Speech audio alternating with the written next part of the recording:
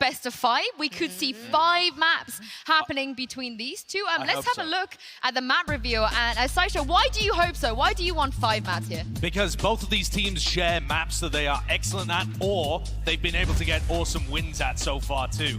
And I think that the bans are going to be targeted. Neither of these teams have a perma-ban currently. They have some that they like to more often, but they're gonna try and take out the best for their opponents, and I think that's what OPTIC's done there. I love that as well, because I wasn't sure, do they stick with that Icebox ban that they've been hammering home after that first loss, or do they go to something that targets FPX? And you're right there, Josh, they've gone with that, and what follows is Breeze. I also think OPTIC have been a little touchy when it comes to Ascent, right? You think about earlier in the year, they were very good. It's kind of gone by the wayside since on the side of FPX banning out Breeze.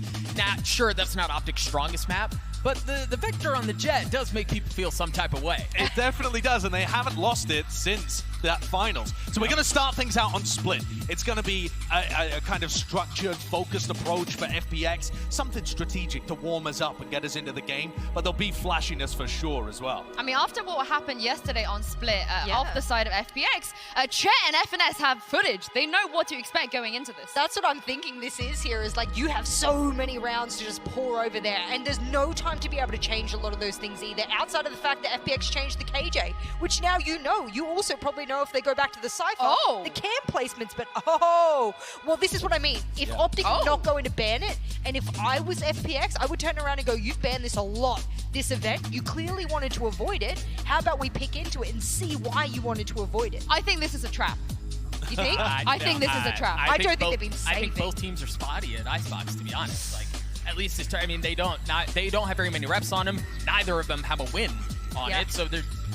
Also, at the end of the day, when you're playing a BO5, your bans get that out of the way, and you've got to be able to win 3 out of 5 of the rest of the maps anyway. Exactly. Does it matter which order they come in? Kind of, because there's a psychological component that goes into it and some momentum in the series. But at the end of the day, you've still got to be able to win on 3 of these maps. And I think Icebox is going to be hotly contested territory. Well, as is Bind a little bit. I was going to say, not as hot as Bind. FPX looks so much better on that map against Fnatic than I was expecting. But OPTIC have just looked world-class for so long.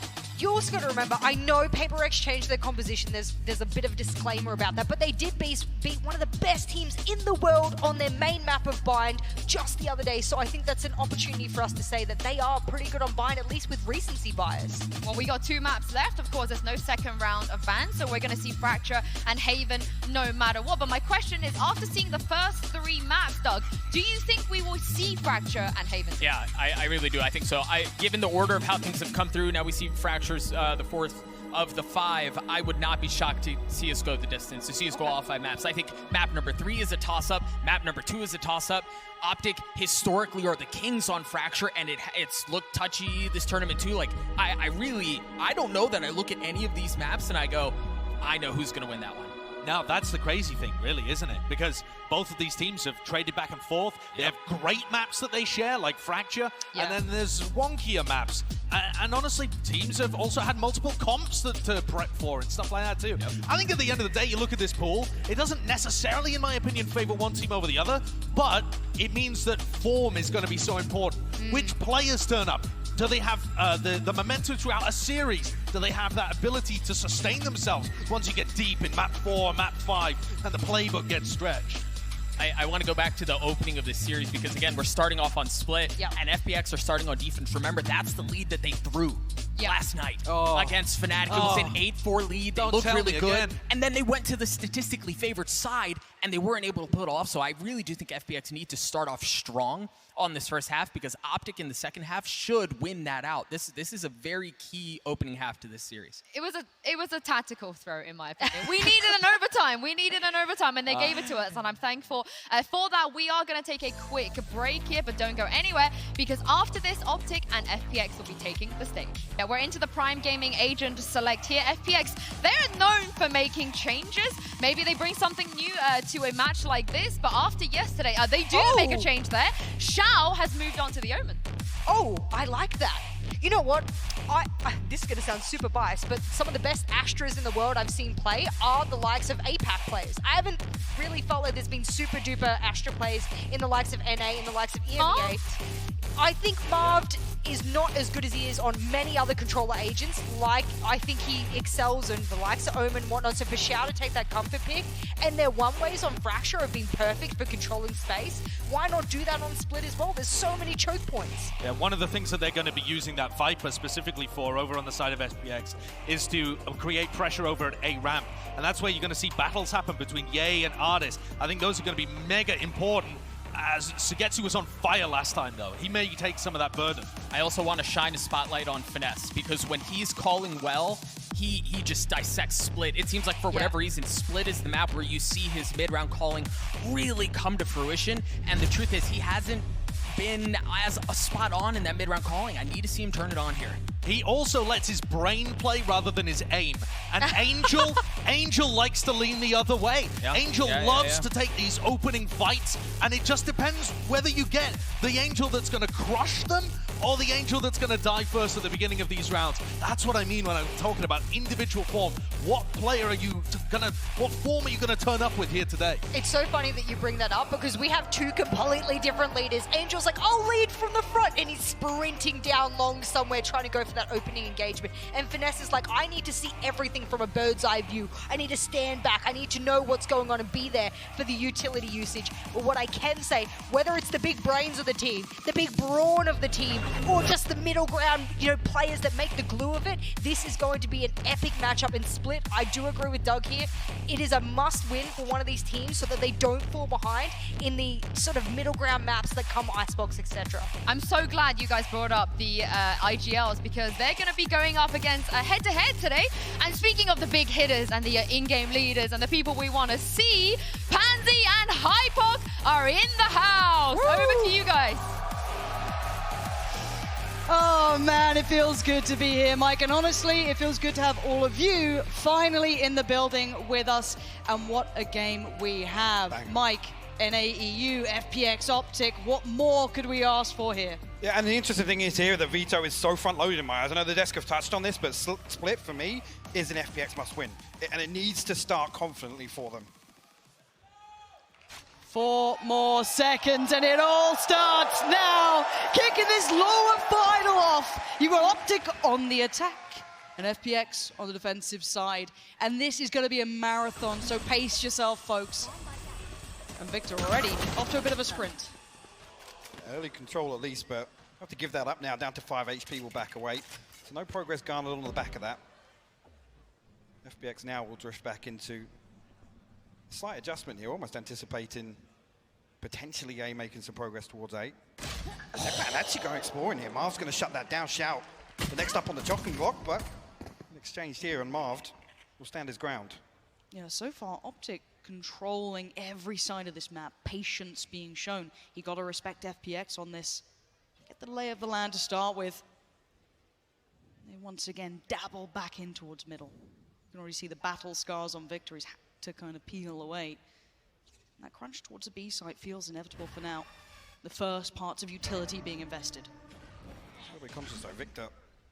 They want to take first contact here in B main, and it's one way going to slow things down even more. Shout. Find it. That's huge. Victor's found one. Angel falls, and the site's now open and available. Artis and Sugetsu are so far away from this Jay. Good start for the man. But Sugetsu, this guy was good. This might be a little out of reach, but let's see how much damage this one can do. Spike down. One right, one left. First contact found, and yay. Good beginnings. Building up, OPTIC with the first. This is a brilliant indicator for OPTIC, and actually you look at the pistol round as a whole, FPX, this is going to be the approach this half. They're going to want to slow things down and just come back to the composition quickly. Xiao on this Omen. It's designed to just kind of get control of some of these early contact points, take it away from OPTIC.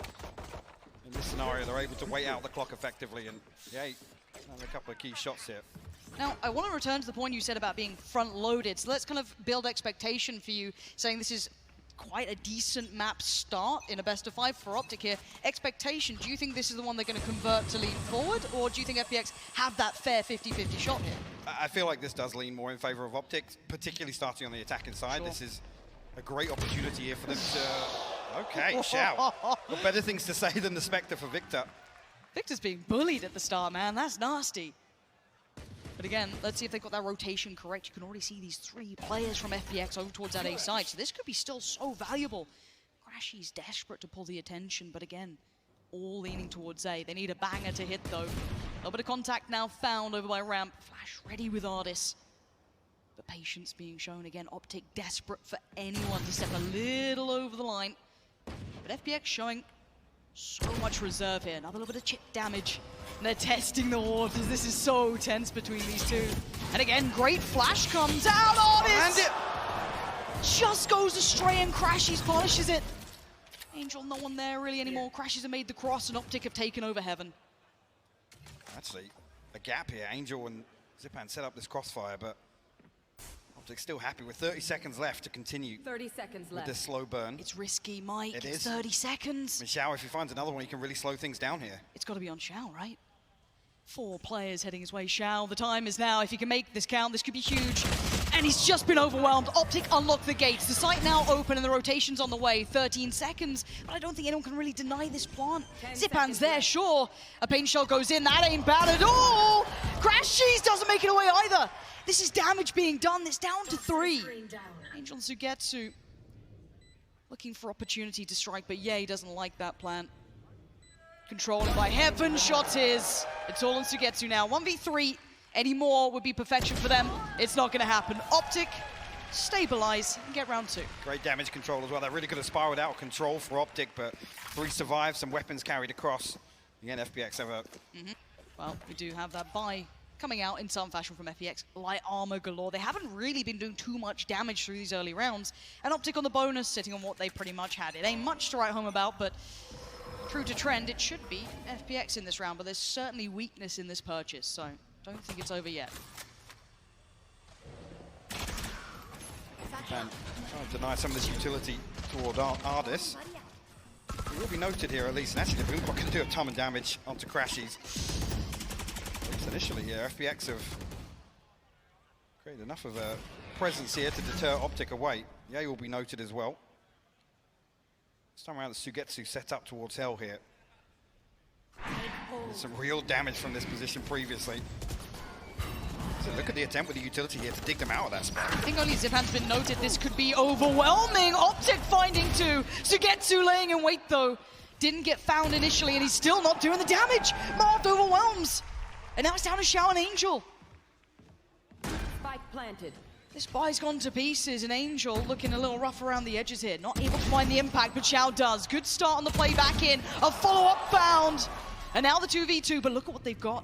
It's just the Spectre for FNS. It ain't much, but it's close quarters, and he's got Ye by his side. The 1v2 for Xiao, though. Oh, Xiao! Bailing him out here. The buy was far from perfect. But Xiao, pretty close to it. Defuse comes in, FPX on the board, but Mike, that was costly. It was 4 full here, and just talk about the setup here on this round in particular, round 3, where OPTIC have a perfect combination of utility to try and dig out a couple of players from help. Doesn't matter though, Xiao with another fantastic round. He's had many this event. Add this 4K to the pile. Well, now that our FPX is going to be struggling financially, it'll be Spectres a Bulldog to offset this, and an awful lot else to work with OPTIC. On the flip side of that, Ye actually on the brink of the tour de force as well, so another buffer to the economy here. It's just not stabilized yet. The buy has always been so back and forth, so FPX getting a little curious. 3 for OPTIC on the other side. Xiao, happy to be the headliner. And Angel tries to draw the attention. Ye Noted a though. ton of damage. He certainly does, but it is still Ye. Always dangerous, but Angel needs to be careful now. Doesn't want to get picked up on his own. And OPTIC seeming to respect this. Yeah, not getting caught on the snake bite either, at least during the vulnerable, but he is down to 9 HP. This is... Look as if OPTIC wants to re-aggressive mid again. There's been no pressure towards this position early on, so Zipan and Ardis, full utility almost. Ready to contest this. No underhand flash. No swing on it. And Ardis has to try and play this one perfectly. 3 players on the other side progressing closer towards Heaven. And again, Zipan. He's just got out of there! The timing is divine! Ardis comes alive to this round, not a third. 30 seconds. Off 10%, 3 still standing. To get 2 on the hunt, it's feral work from him. 2v3, and FPX on the shutdown so far. Marv, the only one still standing. Well, almost standing. And 20 HP, he's got all he's got to work with. And it ain't happening. Shao is finding form here, Mike. It is, and OPTIC in this round in particular, you feel as if there's going to be a pace change, right? It's stacked up, there's a bit more emphasis towards this A main control, but immediately shut down by Shao adjusting and like I said, setting up one of these one-ways. It's to deny this early space, so FPX applying this composition perfectly. And this is almost a point now where you think maybe OPTIC are reconsidering their approach. In this round, not so much really with the purchase. Will be a tour de force here. A lot more committed this time around. 4 members outside A. There's 3 on the side of FPX though. And away we go. Victor just about avoids the first contact, but Artis deals with him and has to back away. 20 HP is all that's remaining, but FPX have shut the door on this already. They've got to rethink their plans on OPTIC now. Good to double up this utility as well. The one-way is going to go back up from Shao for the poison orb to be there for the cooldown. There's a little bit of space here, but a much deeper hold towards B site on the back of that 3-man setup outside A main. Turret will take contact here for Zipman. Actually, Artis has already preemptively rotated this way. Yeah, got noted, but still, presence is there. And OPTIC finding nothing so far. They're desperately trying to find anyone. Overstepping, over-peeking, yay. Gets suppressed, has to back away in time being born, and it's 50 seconds. Good trade for Marv. But it's still just 3. FNS and Marv still not being given too many chances. You can see how deep they're holding towards CT. Angel just drifting back and forth. Spike left in the hand, and yay. Testing over towards that A site. FPX doing really well to mitigate this tour de Shao's force as well. That 30 seconds left. I mean, this is the be-all and end-all. FNS, It's if a he goes spike. down, that's the spike. Lost. There it is. Round pretty much done. Shao finding so much value constantly. 20 seconds now. Yeah, and Marv are trying to maybe create safe passage towards A. And they'll punish Angel, sure, but they need so much more. And all they're getting is Shao right now. 10 seconds. And that's a rifle for Ye. have to hold on to it now. And that's all it's going to be. This has been so good from Shao so far. Like, I know it's been the Shao show, but this has been ridiculously impactful in just these couple of rounds. FPX, 3 standing, get to move forward. So I come back to what I said as well, whether or not this is the point where OPTIC are maybe reconsidering their approach, and that's why I think we see the timeout so early on, Lauren. Yeah, it's probably a valuable one to say the least. And again, let's say you've prepped for the FPX that you expected, a little bit of a switch up here and there. How are you able to bounce back on the fly? That is going to be so difficult now. It is, and you've got 2 very prep-heavy teams here as well. So when there is kind of these variables in game where a team does adjust ever so slightly and Sure. you know, holding a little deeper, not using up any of this utility in the early round, it can really throw your game off. I mean, particularly one great example of that is FPX on the attack on split. We know how telegraphed that usually is in what the expectation is with that focus towards mid, but FPX so far at least demonstrating we've got a keen understanding. Like I said, even with the first 2 rounds where OPTIC did look as if they wanted to approach slowly. I don't think that is the key. For me, it's an opportunity here on split, at least for OPTIC to come flying out the gates, right? Come out swinging. You kind of feel like if you want a good best of 5, I feel like that has to be achieved. That's what we're obviously hoping for here. The final's waiting, but it's who joins out of these 2. I mean, this does kind of fall in line for them here with the null command online. This is a big tool to kind of really be the catalyst in a pace change. So whether or not this will be the round to see it. Not looking at the setup right now. It's 3 outside A main, and it's Crashers and Victi outside B main. I think the crowd has their favorite. I'll find you. And OPTIC, not afraid to be the villains in this potentially. FPX waiting on the other side. Shao with the operator here. It's flexed onto this a few times, actually. Seeing it more often. He's joined by Artis on that side, so the duo is pretty deadly. And once again, OPTIC, similar scenes here, trying to test this ramp presence. I'm saying initially the default was spread a little thin, but it looks like they might actually stack up here for the null command. Angel's drifting already. But again, it's that Shao stopping power that could be huge. He's just on the other side to this. How long does he stick around? You can have Artis pop the ult. Shao does actually take a lot of damage. It's Artis to deny 2. Big impact, but a Shao fell as well. So the site should be potentially open. Look to see where Angel got to, though. He's got to the ground. He's dead and gone. OPTIC open up the site. Spike now going down, Zippen and Sugetsu en route. They've taken over Heaven, but still so far from the side to try and contest anything just yet. Has taken a ton of damage on the way in. Forced out position by the paint shell. Excellent work from Zipan. Sugetsu now has to find something against Marved. Smoke buying a little bit of time for him though. It's been so valuable. Zipan's just caught Marved in no man's land. The Showstopper. ult popped. Zipan just sending it. Oh, Sugetsu's the one to get crashies, forcing him out of position. And a worthy investment at that point just to get over the finish line. That's 4 now for FPX. OPTIC recovered. They're looking good here. And it's a brilliant setup as well. Just to put the operator expecting this full investment towards this rush onto A site. The operator just to try and take one away ahead of these smokes. And actually just to note as well, Angel, so unfortunate, but this man goes huge to find Ye and Victor to slow things down. Eventually getting out, but the follow-up from Zipan, perfect. One enemy remaining. Brilliantly positioned. Force him out with the paint shell, and again the showstopper. Making it extremely difficult to clutch that one out. 4-2. Broken by here from OPTIC. Actually, a couple of investments. I mean, this is 4 on the trot now for FPX. Feeling that confidence start to build. Things looking good for them. OPTIC need to change the narrative somehow here. Find some impact in these rounds. It's been getting close, but again, conversion going FPX's way. Another adjustment to this mid hold as well. Angel and Zipan now tucked up towards Heaven. Angel actually considering the rotation off. Sugetsu tucked into backside behind this Killjoy setup.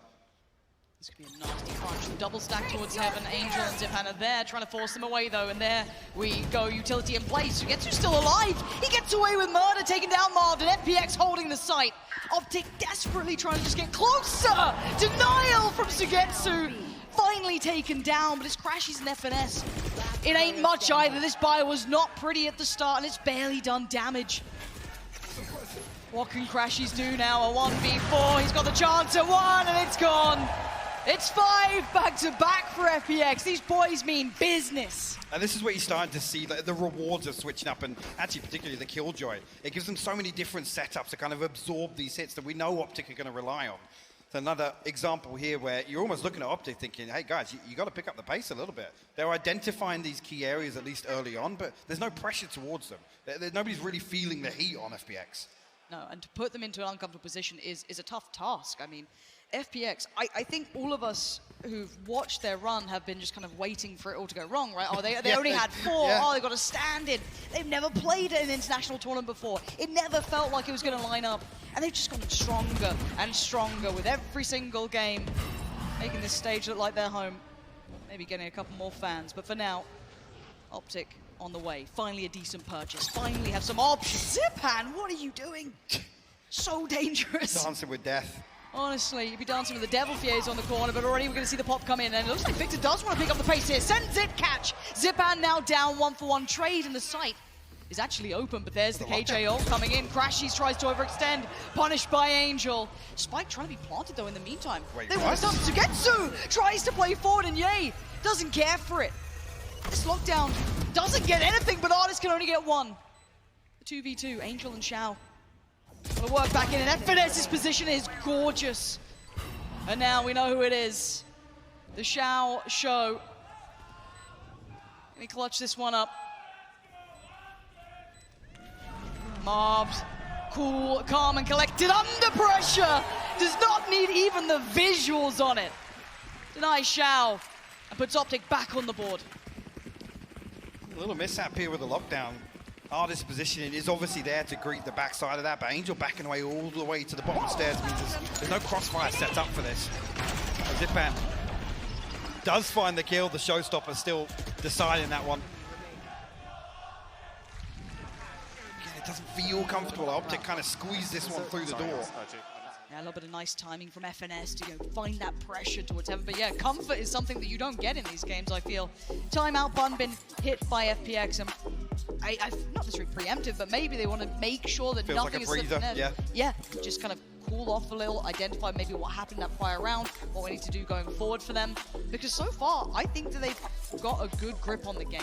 I mean, you look at the 2 rounds where OPTIC have really been able to create some pressure, right? It's been on the back of a showstopper and a null command. They don't have that in every single round. So these kind of defaulty rounds where OPTIC are coming in there, they're pushing and poking on one side. I mean, even towards EMEA where Xiao's there with an operator, it's a reveal that acts as a deterrent. That's it. They don't want to challenge at all. They drift back elsewhere. And FPX read it perfectly. Angel's constantly just playing in spawn back and forth between both sides. So I want to see a little more commitment from OPTIC, at least in the early rounds. Maybe throw a body on the line to find that engagement, at least.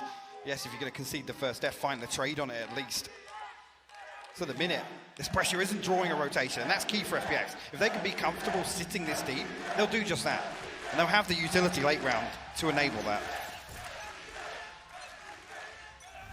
Back underway now. First one brought back by OPTIC, forcing the timeout, taking that momentum away from OPTIC, potentially building off the back. But now, a little bit more attention, a little bit more utility invested towards ramp. But look at the difference on approach 2. Again, note Xiao's positioning.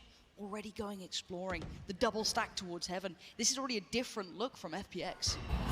Utility set up towards main as well.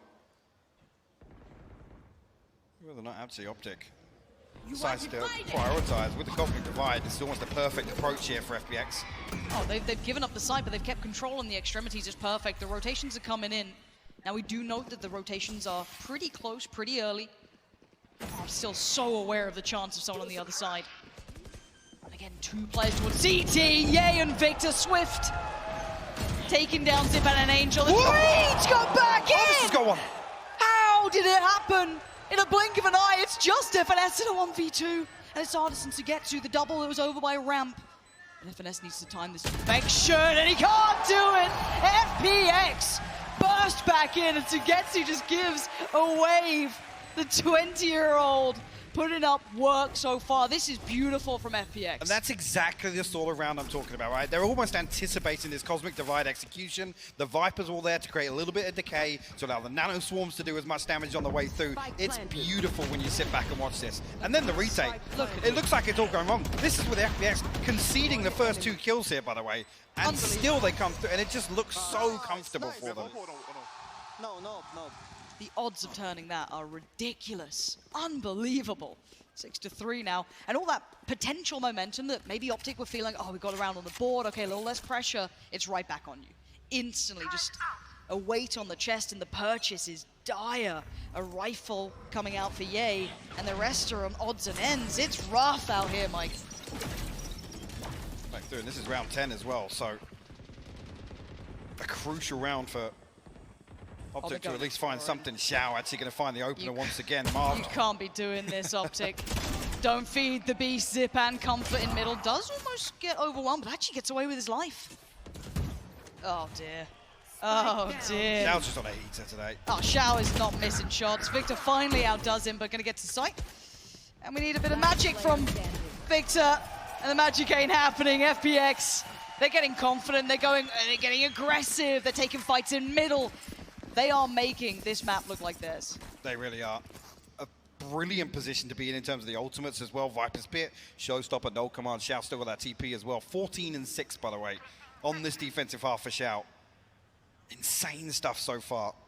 As even with Angel being 1-7, he's barely been a factor in some of these rounds, but they haven't needed to rely on him at all. No, again, you noted it before, that kind of rotation game he's playing, just sitting towards CT, just pendulum swinging back and forth. 7-3, though, the scoreline is looking drastically in favor to FPX. Damage needs to happen, it needs to happen now, be on the back of someone like Ye, whoever it may be. They need to find that spark here. And the ult comes in. It's something else, and previously with this tour de force, FPX did a great job of mitigating that risk, and Viper's Pit completely closing off one lane. It's going to force Ye back towards mid. But I love this reaction from FPX as well. Yeah, they expect perfect. the next layer, that mid control, if it was to be that B split. Now the one-way comes up as well. So many layers of obstacles for OPTIC to try and address. And again, time being bought. We're already at a minute here. And no opportunities for Ye. This is perfect as well, because Ardis is here with the null command. So if FNS decides to send it on the back of his ult, so he gets stopped in his tracks. And Here we go, the pop of the old Xiao still there, but he respects it. He backs away slightly, and Artist respects nothing. Takes down Crashes, Spike gets dropped, drops Jay, the third, evades him. FNS still stands, but Xiao already swung around to CT. And once again, it's looking like a shutout, but maybe Marv, maybe Victor, maybe one of them could do something. 30 seconds left. Victor just desperately trying to get in there. Perfect work! What? Perfect! Read it! Oh, Zipan! With the paint shell? How? How has he done that? And now Marv, the 1v3. He got the spike though. 15 seconds. He's got to make a miracle out of this round. 10 seconds now. He's got to get a run on. He knows it. 10 seconds Does he left. even get the plant off the back of this? Heads on down to the site. Plant coming in. And FPX not far behind. How much can Marv do? The one-man army has to stand, has to deliver, or it's 8 on the board for FPX and Marv. He's trying to work forward, and FPX fly to the site. That's going to be 8, and they look untouchable. Another perfect example. They've just got such great considerations of exactly what OPTIC are going to do. Just on the back of the sound cue, you can see immediately the Viper Spit invested, and they set up for this execution. Like I said, the null command completely taking the bite out of that. What a round from FPX. Oh, what a half from FPX. Look at this. Just pops down the nade. And poor old Victor, what are you meant to do? What are you meant to do about that? Wow, and even the retake coming in, just allowing no room, no chance for these clutches to come through, smothering OPTIC. 8-3 now, and OPTIC can need a bit of a lifeline in my mind. I mean, you've got the glass rifle, that doesn't even sound right. No armor coming out, their economy's been shattered. So little impact found here for OPTIC. Starting to sweat a little. The crowd getting louder now. Yay, just falls to it. Sugetsu starts things off. And OPTIC looking for options. And right now they're finding no solutions. Trying to find the space towards ropes, but another adjustment here from Sugetsu, allowing them to actually progress towards aim. And they've cleared this out now, so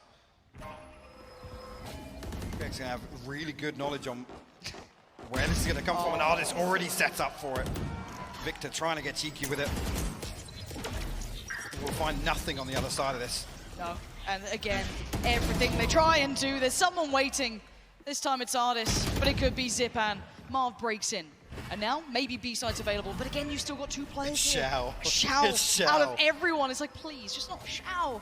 I'll take on anyone else.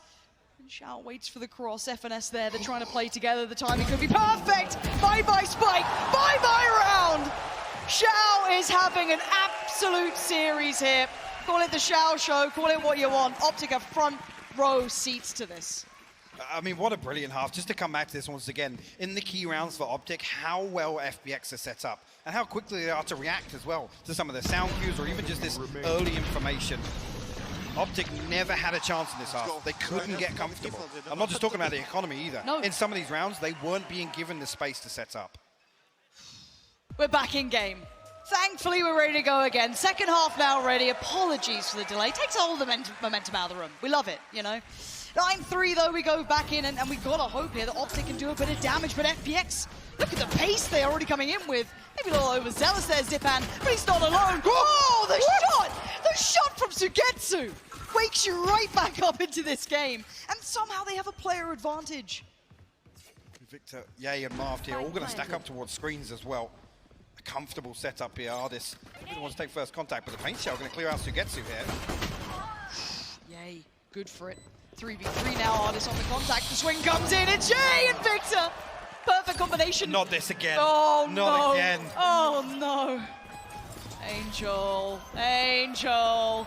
Look at what this man is doing. And it's so deep. The positioning is ridiculous. It's basically in spawn. They've got to wait it out. They have to respect it, but he's got to get a move on. He has to challenge it eventually. Marv, just about alive, flies on in. And Victor's there. OPTIC. We get the first and the second half. Again, it's unfortunate with this setup, they're not able to slow down this retake it. And just buying a couple more seconds would have made that a little more doable for Angel with the snake bites. What a fantastic opener from Sugetsu though. Yeah. Artist realizing his frenzy don't work the same way Crashes does. Shooting blanks. Unlucko. Big unlucko. 9-4 now. And hey, there's a road back here. We didn't talk about the curse because it's ridiculous. Thank you, Copenhagen, for bearing with us, and everyone, of course, at home. 9-4, we dive back in. Hopefully all the issues are resolved. And we kind of remind you of the purchase that we were at. We've got a couple of sheriffs, odds and ends. It ain't pretty for FPX. Obviously, OPTIC on the other side, a far better purchase. We can see any attempt here from OPTIC to take back this mid-space. It's only Victor here with the Bulldogs, so he's got to be careful not to give away this weapon, or give away the opener at least. Angel doing Angel things. Finds himself inside ropes pretty early on. Actually, there's an opportunity here for Victor to be overwhelmed. Can isolate this kill. Actually, Victor wisely backing away. Oh, Victor's reading it right. He kind of sense the pressure. Good timing on the swing. Doesn't take a point of damage, though. Does have to relinquish control towards Heaven. Noting at least Angel potential on the cross, but it's Zipan on the challenge. Not taking any of them down just yet. Has to peel away. See Ye towards CT, and Marv the one to find Xiao. So far, so good for OPTIC. Until then, knocking at the door, it's Artisan Angel. In combination with the spike goes down, and Marv slips back away towards main. Uncomfortable position to try and deal with FNS. Squishing up! An Angel! That's a huge kill. Controlling the angle so well. And Crashy's clawing this one back. Damage done, though. FPX will find 3 of OPTIC. The Bulldog and the Spectre saved across here. FPX will come into this with an advantage here in terms of the inventory. We'll have to see how OPTIC approach this. They're looking as if they want to pad this out with as many rifles as possible. See FPX now resort back to a more traditional default. And maybe an attempt here by OPTIC to get very, very early mid-control. The back of Crashies and Victor with this flash. Oh, speaking of Victor, quick with it. Checks down by Sura and then peels away. Sees actually nothing, which tells him a little, I guess. It's a small piece of information now coming back together. Yeah, pushing up on the extremity as well. Not overextending, but again, we know what FPX play like. They set that default, they run it into the ground, they try and draw utility across the map, hopefully, but Xiao sitting so deep here. I mean, if you clear this, you still think someone's around it. Yeah, he has so much info, though, so they can prioritize this now, which is why we see a third member here. Oh, yeah, he does win out. That's huge, that's a spike back down there, but again, just doing that damage gives away a little bit of intent that maybe FPX were trying to keep close to their chest. On the back of the first blood, OPTIC can now play a little slower. Force the hand of FPX. I got the spike. Have to try and recover this now. I mean, FNS have rotated towards in the discipline spot. He's going to be cleared here. But can anyone draw attention away from him? I'm kind of curious if you might see Hey try. Well, that was swift, maybe not. And FNS checked as well. FPX are just looking so clean. 30 seconds left. Oh, Victor and Crashy's work cut out. Artist quickly dispatches of Victor. Is so easy for him. What more can these two do? They're locked out here. This is surely going to be 10, Mike. Gotta imagine it will be. Still utility to navigate there with, yeah, look at Crashies and Marv both going to try and hold on to these rifles, and one of them being a Bulldog. Try and get this done, but FPX, man, they slow things down on the back of that opening engagement. They actually prioritize their way back to A main. The clearance on Ye is fantastic, but Zipan's swinging Heaven from so wide because there's no second player to pressure this entry towards A. And FNS just loses out. FPX find double digits. A comfortable recovery in that round. See here is whether or not OPTIC have anything really to... He's pretty torn up. I mean, they could probably get a bit of a fight, but it ain't going to be pretty coming into this round. And I just love how refined FPX are looking. Everything seems so drilled, you know, crossing the T's, dotting the I's. Everything is looking good. And you can see the gaps in the purchase coming out from OPTIC. Be a judge brought in by Victor. And nowhere near that showstopper either. Ye 2 off the tour de force, and it will be him to pick up the Bulldog. FPX looking fairly invested, committed towards this A site execute once again. And Zipan just happily going to take the space to start with. Forces Crashies into the corner. Has to give away the game a little, but Zipan's still closing the gap, and he's swift to it as well. Ye waiting for perfect timing. Slides on it, slides on out. FPX taking the site. Spike's already there. OPTIC gonna have to play retake with 3. Bulldog picked up for merely a second. Victor dispatched of. Sorry, Xiao just TP'd past FNS. Sure, as you do. There. And what are you meant to do with this now, though? Xiao's position is such a problem. Marv has to bail him out here. He's got to be a crowbar into this round. FNS trying to draw out Xiao, pull him into the fight, but FNS has to commit eventually, has to get closer. Good shot towards Ardis, but there's too many of FPX on the side. It's 11 now for them. And OPTIC running out of chances on map 1. Haven't got an important ultimate available here to get to on the lockdown, allowing them with a clean sweep of one of these sites if they opt for it. Yay, just desperately trying to do something to support Crashy, but FPX find this space and they almost get themselves into a position where for 3 to 5 seconds they're able to actually wait out, allow that pressure to build and force Ye's hand. For OPTIC. They've only converted 1 gun round. Mike, that's shocking. It really is. This is going to be another round that actually coming into this. I mean, yeah, look, Marv, a rifle, no armor, light shields across here. 2 Spectres to round things out. OPTIC looking to make a stand here in round 17. And finally they take a fight, but look at what meets them. Zipan so quick with it, and FPX happy to brawl. They've got rounds for days. Well, OPTIC almost know they have to here. With the lockdown, they know that B main is going to be contested. Ultimately losing out Marv to make it a little harder, actually, even to slow down this execution. It takes away a lot of utility in the retake as well. Again, telling them what they want, but there's 3. It looks like they might try and even flash out here, Lauren. Here we go, underhand flash, and they actually ate a fair bit of it, just giving Sugetsu the easier fight again. Finally, Ye wins it out. But look what's remaining, it's still a 3v2 in favor of FPX. And the wrap comes in, Ye good for it, for Angel needs to find it on Zipan. Can't correct. FNS in between them. Ardis will hear this drop though. Well, Zipan seems aware of the possibility. The timing might become a problem now. FNS has to commit to one side of the 2. Draws out the attention of Zipan, but we know that Ardis is on the way. Slowly closing in, and death from above. 12 for FPX now. 5 for OPTIC, and once again, FPX looking so unbothered by this game. And great discipline as well. They find the opener. They know that actually they have a point of weakness here to exploit. They don't invest the lockdown, and they're even in a better position now. The lockdown, the null command. Perfect to clear out sight, set things up. Angel one off the Viper's bit as well. So if he finds the plant, they can set up an absolute stranglehold here. As if there might be a little bit of focus towards mid here from both sides. OPTIC set up as 3.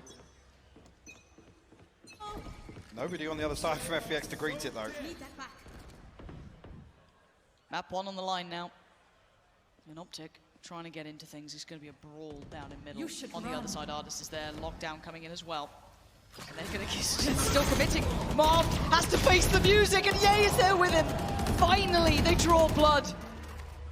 Support on the way, but Angel barely making it there in time. Has to re-clear this, and the fight continues. The battle raging on. Xiao. Uh-oh, it's all falling apart. They finally had an advantage. They had something going in their way. He has to get away. Finds a little bit of safety, but has a little bit of a look here. Where are FPX going? What do they want to do with this when they hit the brakes for a second, reconsider their options? The spike's en route away. Still got the possibility here to find favorable timing. FNS finally making his way back through spawn. He'll get there ahead of FPX. He's only on a Spectre, so he has to tuck into sight. He has to play close contact. And FPX have been fantastic for these clearances. I think Ye's timing could be so good. It could be divine. It could be divine intervention. Ye gonna catch Angel. Solidifying the knowledge that they're probably heading this way. 20 seconds now. FPX running low on time, but they love this. They like playing to those last couple of seconds on the clock, but they got to get going, and FNS is still there as well. Ye! Finding the time to come alive. Starting to heat up in this, but Xiao has been godlike. And he is not going to get a chance at it now. Yeah, you're going to catch him in the heels. And give OPTIC one more chance at this. They cling to life on the back of a 4K from Ye. And the tour de force this time around, I mean, you see immediately the null commands popped when they feel that pressure in mid. They can't close it out though. Victor, I think, opens things up here. Yeah, and Ye with the classic finding Zipan. 30 seconds left. A great play for this reposition is perfect as well. No re-aggress towards mid. 10 Even seconds FNS slipping into sight here. Yeah, he just makes sure. He's trying. Can't say he's not. But we go back in, and we know how many rounds that FPX have to play with here. And OPTIC, the pace they have to bring. Unfortunately, I mean, with how the ultimates aligned there, that was their 1 in 6, round, like the snowballing round that they could have potentially sealed the deal here. OPTIC win out massively in that regard. And they're looking to get a little more proactive now. Ye and Marv go exploring outside B. Huge. And it's going to pull this rotation. Victor, very early on. Now actually Ye from bottom mid towards Sushi has mid control. This is massive for Ye, but he has to hit the shot again, finding impact here. If he has to do it, he'll do it himself. Sugetsu, though, aware of the chance that something's wrong. Someone's behind the wire, and Marv is. Both of them now just frozen in place. Timing's everything. Sugetsu's got it. Marv goes down.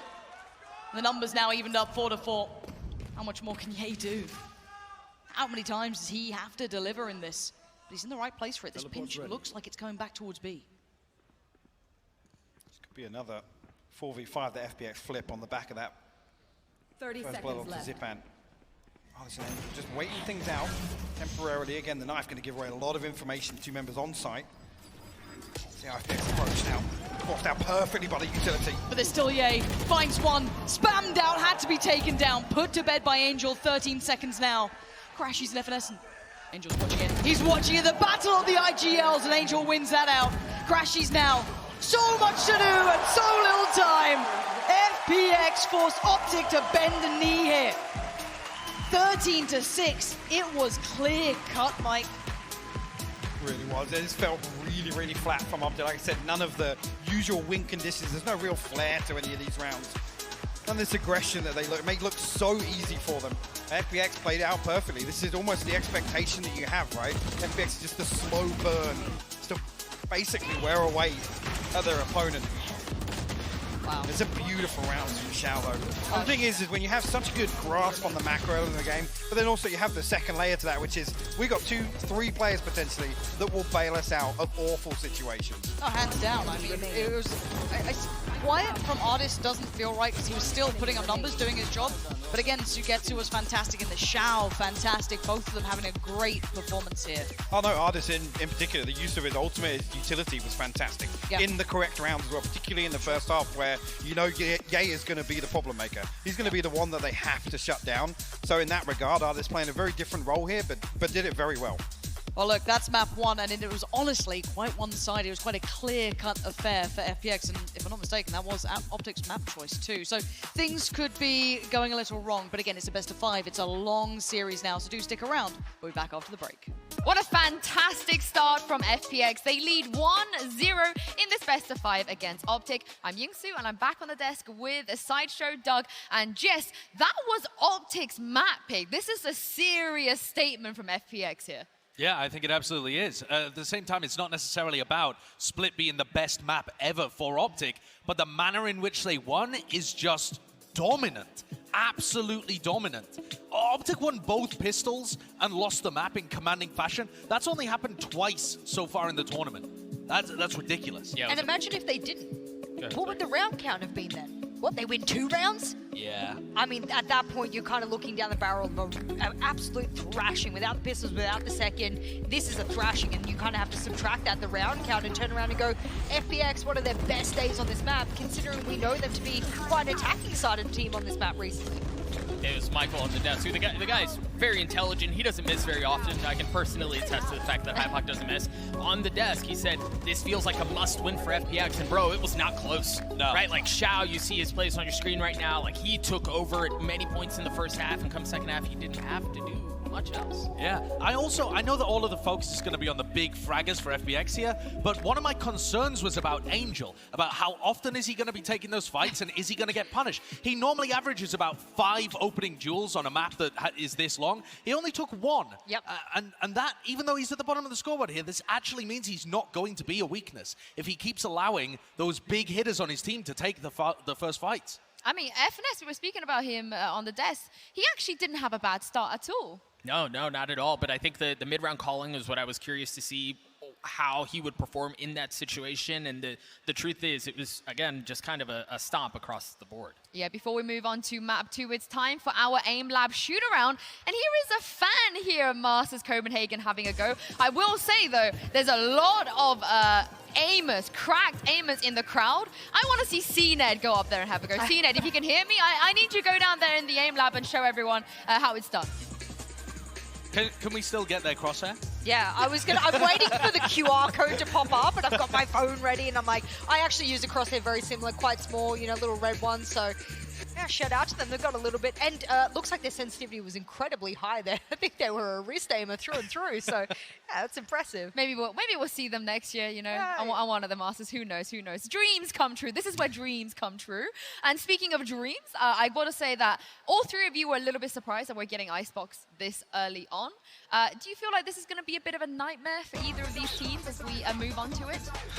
I think we need to go back to remembering that while, yes, OPTIC's pick was split first, the fact that this is a marathon, the fact that it's best of 5, I don't put nearly as much weight in that as I would in other circumstances. If it was a best of 3 and OPTIC got pushed around that way, yeah, maybe a little bit more, but the truth is, because it's a best of 5, because we're going to go through so many different maps, and because once you get to this middle area of this of the rotation, it gets a lot more up in the air. It's much more like tossy-uppy. Tossy-uppy. Your phrases that you're adding to the dictionary are great. I love it. Yeah, that's the technical term, I think. Tossy-uppy is a great way of putting it, though, because while this has been a map that OPTIC have started removing, FPX have never been afraid to play it. They're 1-5 in Stage 2. And if you take a look at what FPX have actually been doing, they don't look that bad. They're 1-5, sure, but actually they've got some good ideas, and they've been playing it again and again and again against Fnatic. That's part of the problem. 4 of those games are against Fnatic. Yeah. But they actually had some decent ideas. This was when they played it, and they went out to an 8-4 lead, playing aggressively, Ardis, looking to take fights over and over again at the beginning of these rounds, and then still finding ways to outplay in the middle of the round. As you can see here, Zipan just neutralizing a win condition for them to go 8-4 up at the half. But the fact of the matter is, they've still gone 1-5 on it, and they ended up losing that. They couldn't close out an 8-4 lead, so I'm not confident about them here, but they might have what it takes. I like that you've pointed out the fact that there's actually a huge unknown factor. I love stats. I'm the stats girl. I'll rip it any day of the week, but I actually don't think it tells the full story here, and we have to allude to that. The fans have to be aware that whilst OPTIC has banned it, and FPX go, oh, they didn't ban it this time, we can pick it, we can, you know, sweep the rug out from underneath them, because they took that risk of banning Ascent against us. The reason they're able to do that is they're going up against Fnatic. And Fnatic is one of the best Icebox teams in the world, and I almost want to put a little asterisk, a disclaimer at the end of those losses and go, well, you know, if I was ELO rating this, I would actually lower that all the way down as a loss. I also think that having that much practice against Fnatic is a good thing. Sure. Like, if you've had, but that's a good thing, right? Because like OPTIC have not been able to play opponents of that caliber on this map. That is true, but again, I do think it's tossy-uppy. Right, like, yes, FPX have the reps against Fnatic, and it's been suspect, but they've learned a lot. I am absolutely confident of that. And while OPTIC may not have that same privilege, their calling card has always been preparation. They know what they're walking into, and maybe even though they knew what they were walking into, that blender may have had them feeling less than great after split. I don't know. I think FPX can go either way. Well, you guys have seen a lot of great plays already today here at the lower bracket finals. But here are some of the top frags we've seen throughout this entire tournament. I'm a ticket. They have to go into this B side. And fair play. He's got that online now. Could potentially help them on the fight here on B. This was the plan last time that he goes up here. That there's a horn. Instead, jumping in. Turn around, Cider! Turn around! They are back-to-back within the site. They have absolutely no idea, but it doesn't seem to matter. Cider's going to get away with it. A massive misplay. They didn't have the sound. Against him, this is so difficult. Tall order here for Zenfree. 2 flashes to make use of, and FPX playing's pretty split, but Xiao's got first contact on the door. Lovely. It's clean. Though. Oh, it's clean! Unbelievable scenes. 1v3 like that. You don't get often. Oh, he's dodged it just about. The boom pod not gonna see him. They think this is completely clear. Keston, the trigger discipline. Well, he's only got the one. The rest are barreling through long, but he's going to showstopper to catch them on the way. Less in onto Delzik. The advantage now for Loud. The spike recovered, but look who's behind. It's Kasnet again. 4 kills, and he's dropped the spike. Now only less to deal with. Mano a mano contra Les. La spike tirada. Yeah! There it is. An ace from Kasnet. This guy just doesn't stop. Pretty invested towards B main. See this just burst on the back of this smoke coming through. Crashes shoulders. Oh, Crashies! Loud have now given themselves an option, a chance in this. Crashies now tucking to the back of the site though. Spots out. One is stunning. And he's looking on the money. Crashies is formidable right now. Let's go! That is how you make a statement. Good ultimates here for Xerxia, but terrible weaponry. They're not wasting any time, are they? Lockdown's going to be used. Reach ended up using that double up trap. It's going to get destroyed, and Fox, he deals with it. The flank coming down. No sense at all. Look at this. Already through, but now the rolling thunder pushes it back. The aggression, the flash. There was a play being made in the aftershock up top, but even an ult of their own. Corruption need to end this one here, and now the Cosmic Divide. Dodging, juking, sidestepping in between. It's all up to Fox. Left alone. Can he do it? The reset 1-2 has to reload. Time is on it. Pulls out the ace and he keeps them in the map.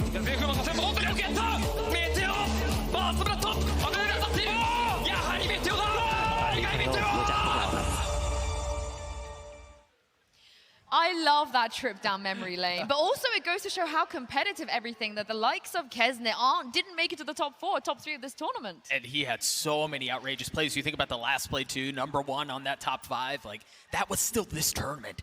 That feels like so long ago, but at the same time, like those are plays that are ingrained in your mind. Yeah, we're going to send this over to a quick break, but on the back of this, we're going to be heading straight into Agent Select. We see you in a minute. Welcome back, everyone. We're going to head into the Prime Gaming Agent Select soon, but I wanted to ask you guys a question because, as you mentioned, Sideshow, FPX, they've played Fnatic a bunch of times on Icebox, and they keep changing their stuff. They bring in the Yoru, they take out the Yoru, they want to try everything. What version of that would you like to see today? I like the play that they were going for previously, where Artis was taking fast, aggressive fights. They have the Raze in there as well. I think that's going to be the key. What about you guys? That's far too civilized. I want Reyna. Give me Reyna. Just full chaos. Angel Reyna? Yes. I like that. I like that. You know what? Out of all the chaotic choices we can have, I like it.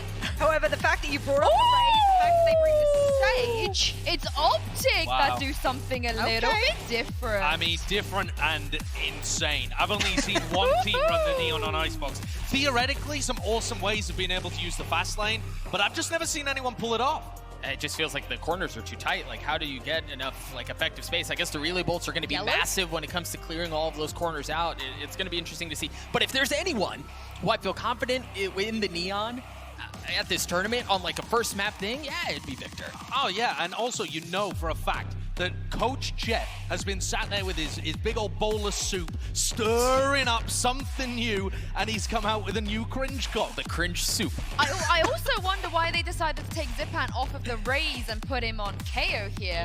Yeah. And Angel has not changed. He's staying with the Phage. Just very different compositions for both teams. I think it takes expectations totally out the window.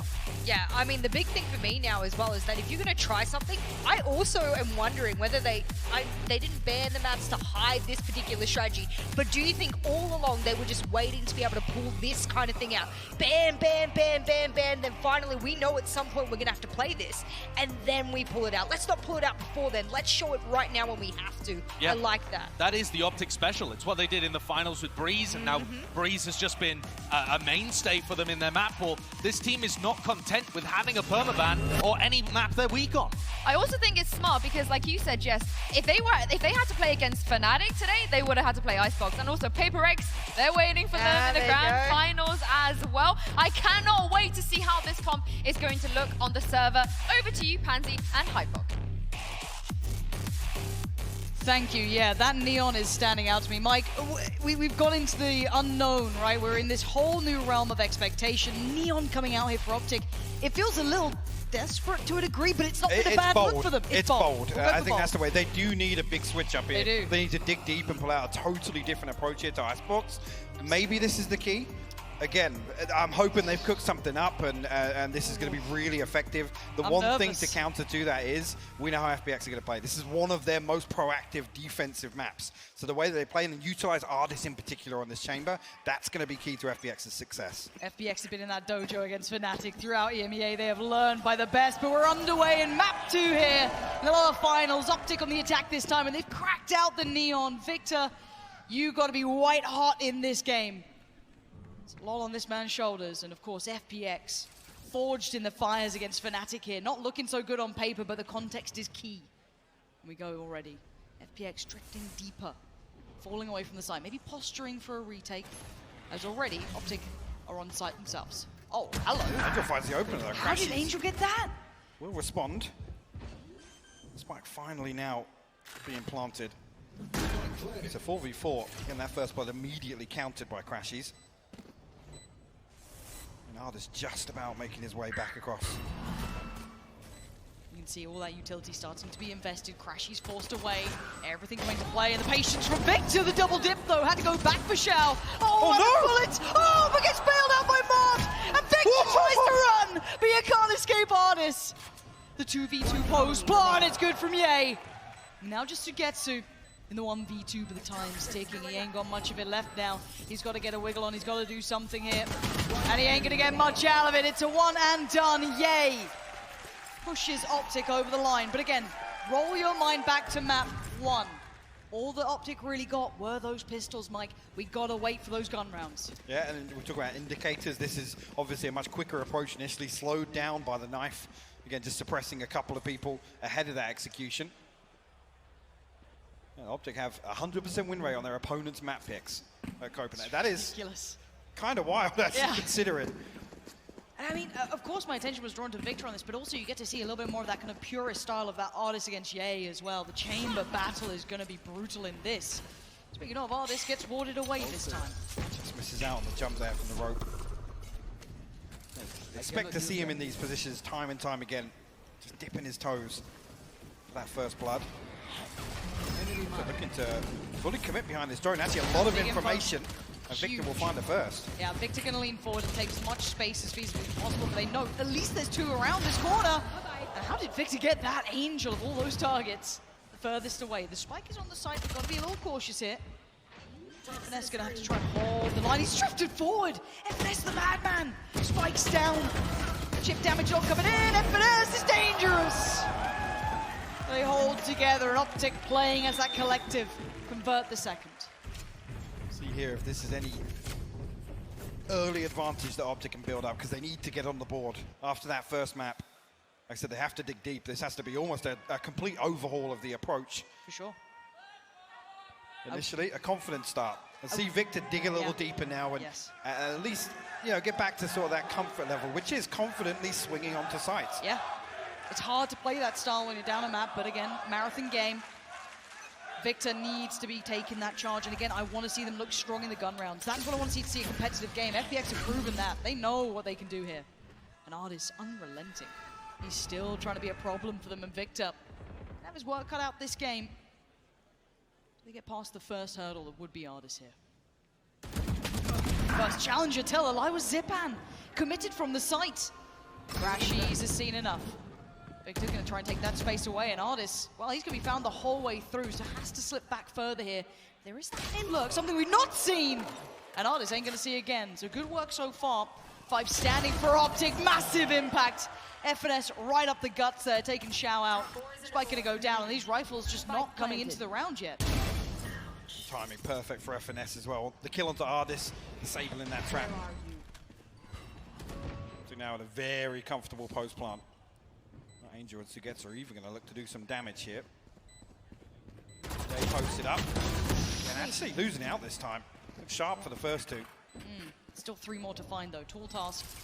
Victor heading this one up. Marv by his side though. And Angel and Sugetsu working forward. Barrel now noted, Victor fully aware. Marv finds Angel. And it's only down to Sugetsu, who's making a bit of run for it, but look who's on his heels. Victor does not want this man to get away. And Sugetsu will be forced to fight, and Victor, they're all desperate to get that gun out of his hands. OPTIC, great work, 3 standing rifles coming out of this. This is the Optic you needed to see. As we talked about that stat breakdown at the start of the broadcast as well, this is almost a rarity for Optic to convert this 3-0. Yes. Something like 13% it was sitting at, so already here, we're in the unknown. A little bit of a solo mission here from Zipan on the first challenge. What was that second shot? Yeah, he's threading the needle onto Artis, and like I said, it was the perfect timing for that kill to open up that mid-lurk for FNS. And then let's kind of flip this on its head, right? We've got to then look to what this means for FPX. Obviously, they've lost out on the economy quite substantially here. Left down on the pistols, light armors. They're still trying to probe and find out information, but so far, Optic just so happy to fight, take all the side control they need. Mid-control being tested this time, though.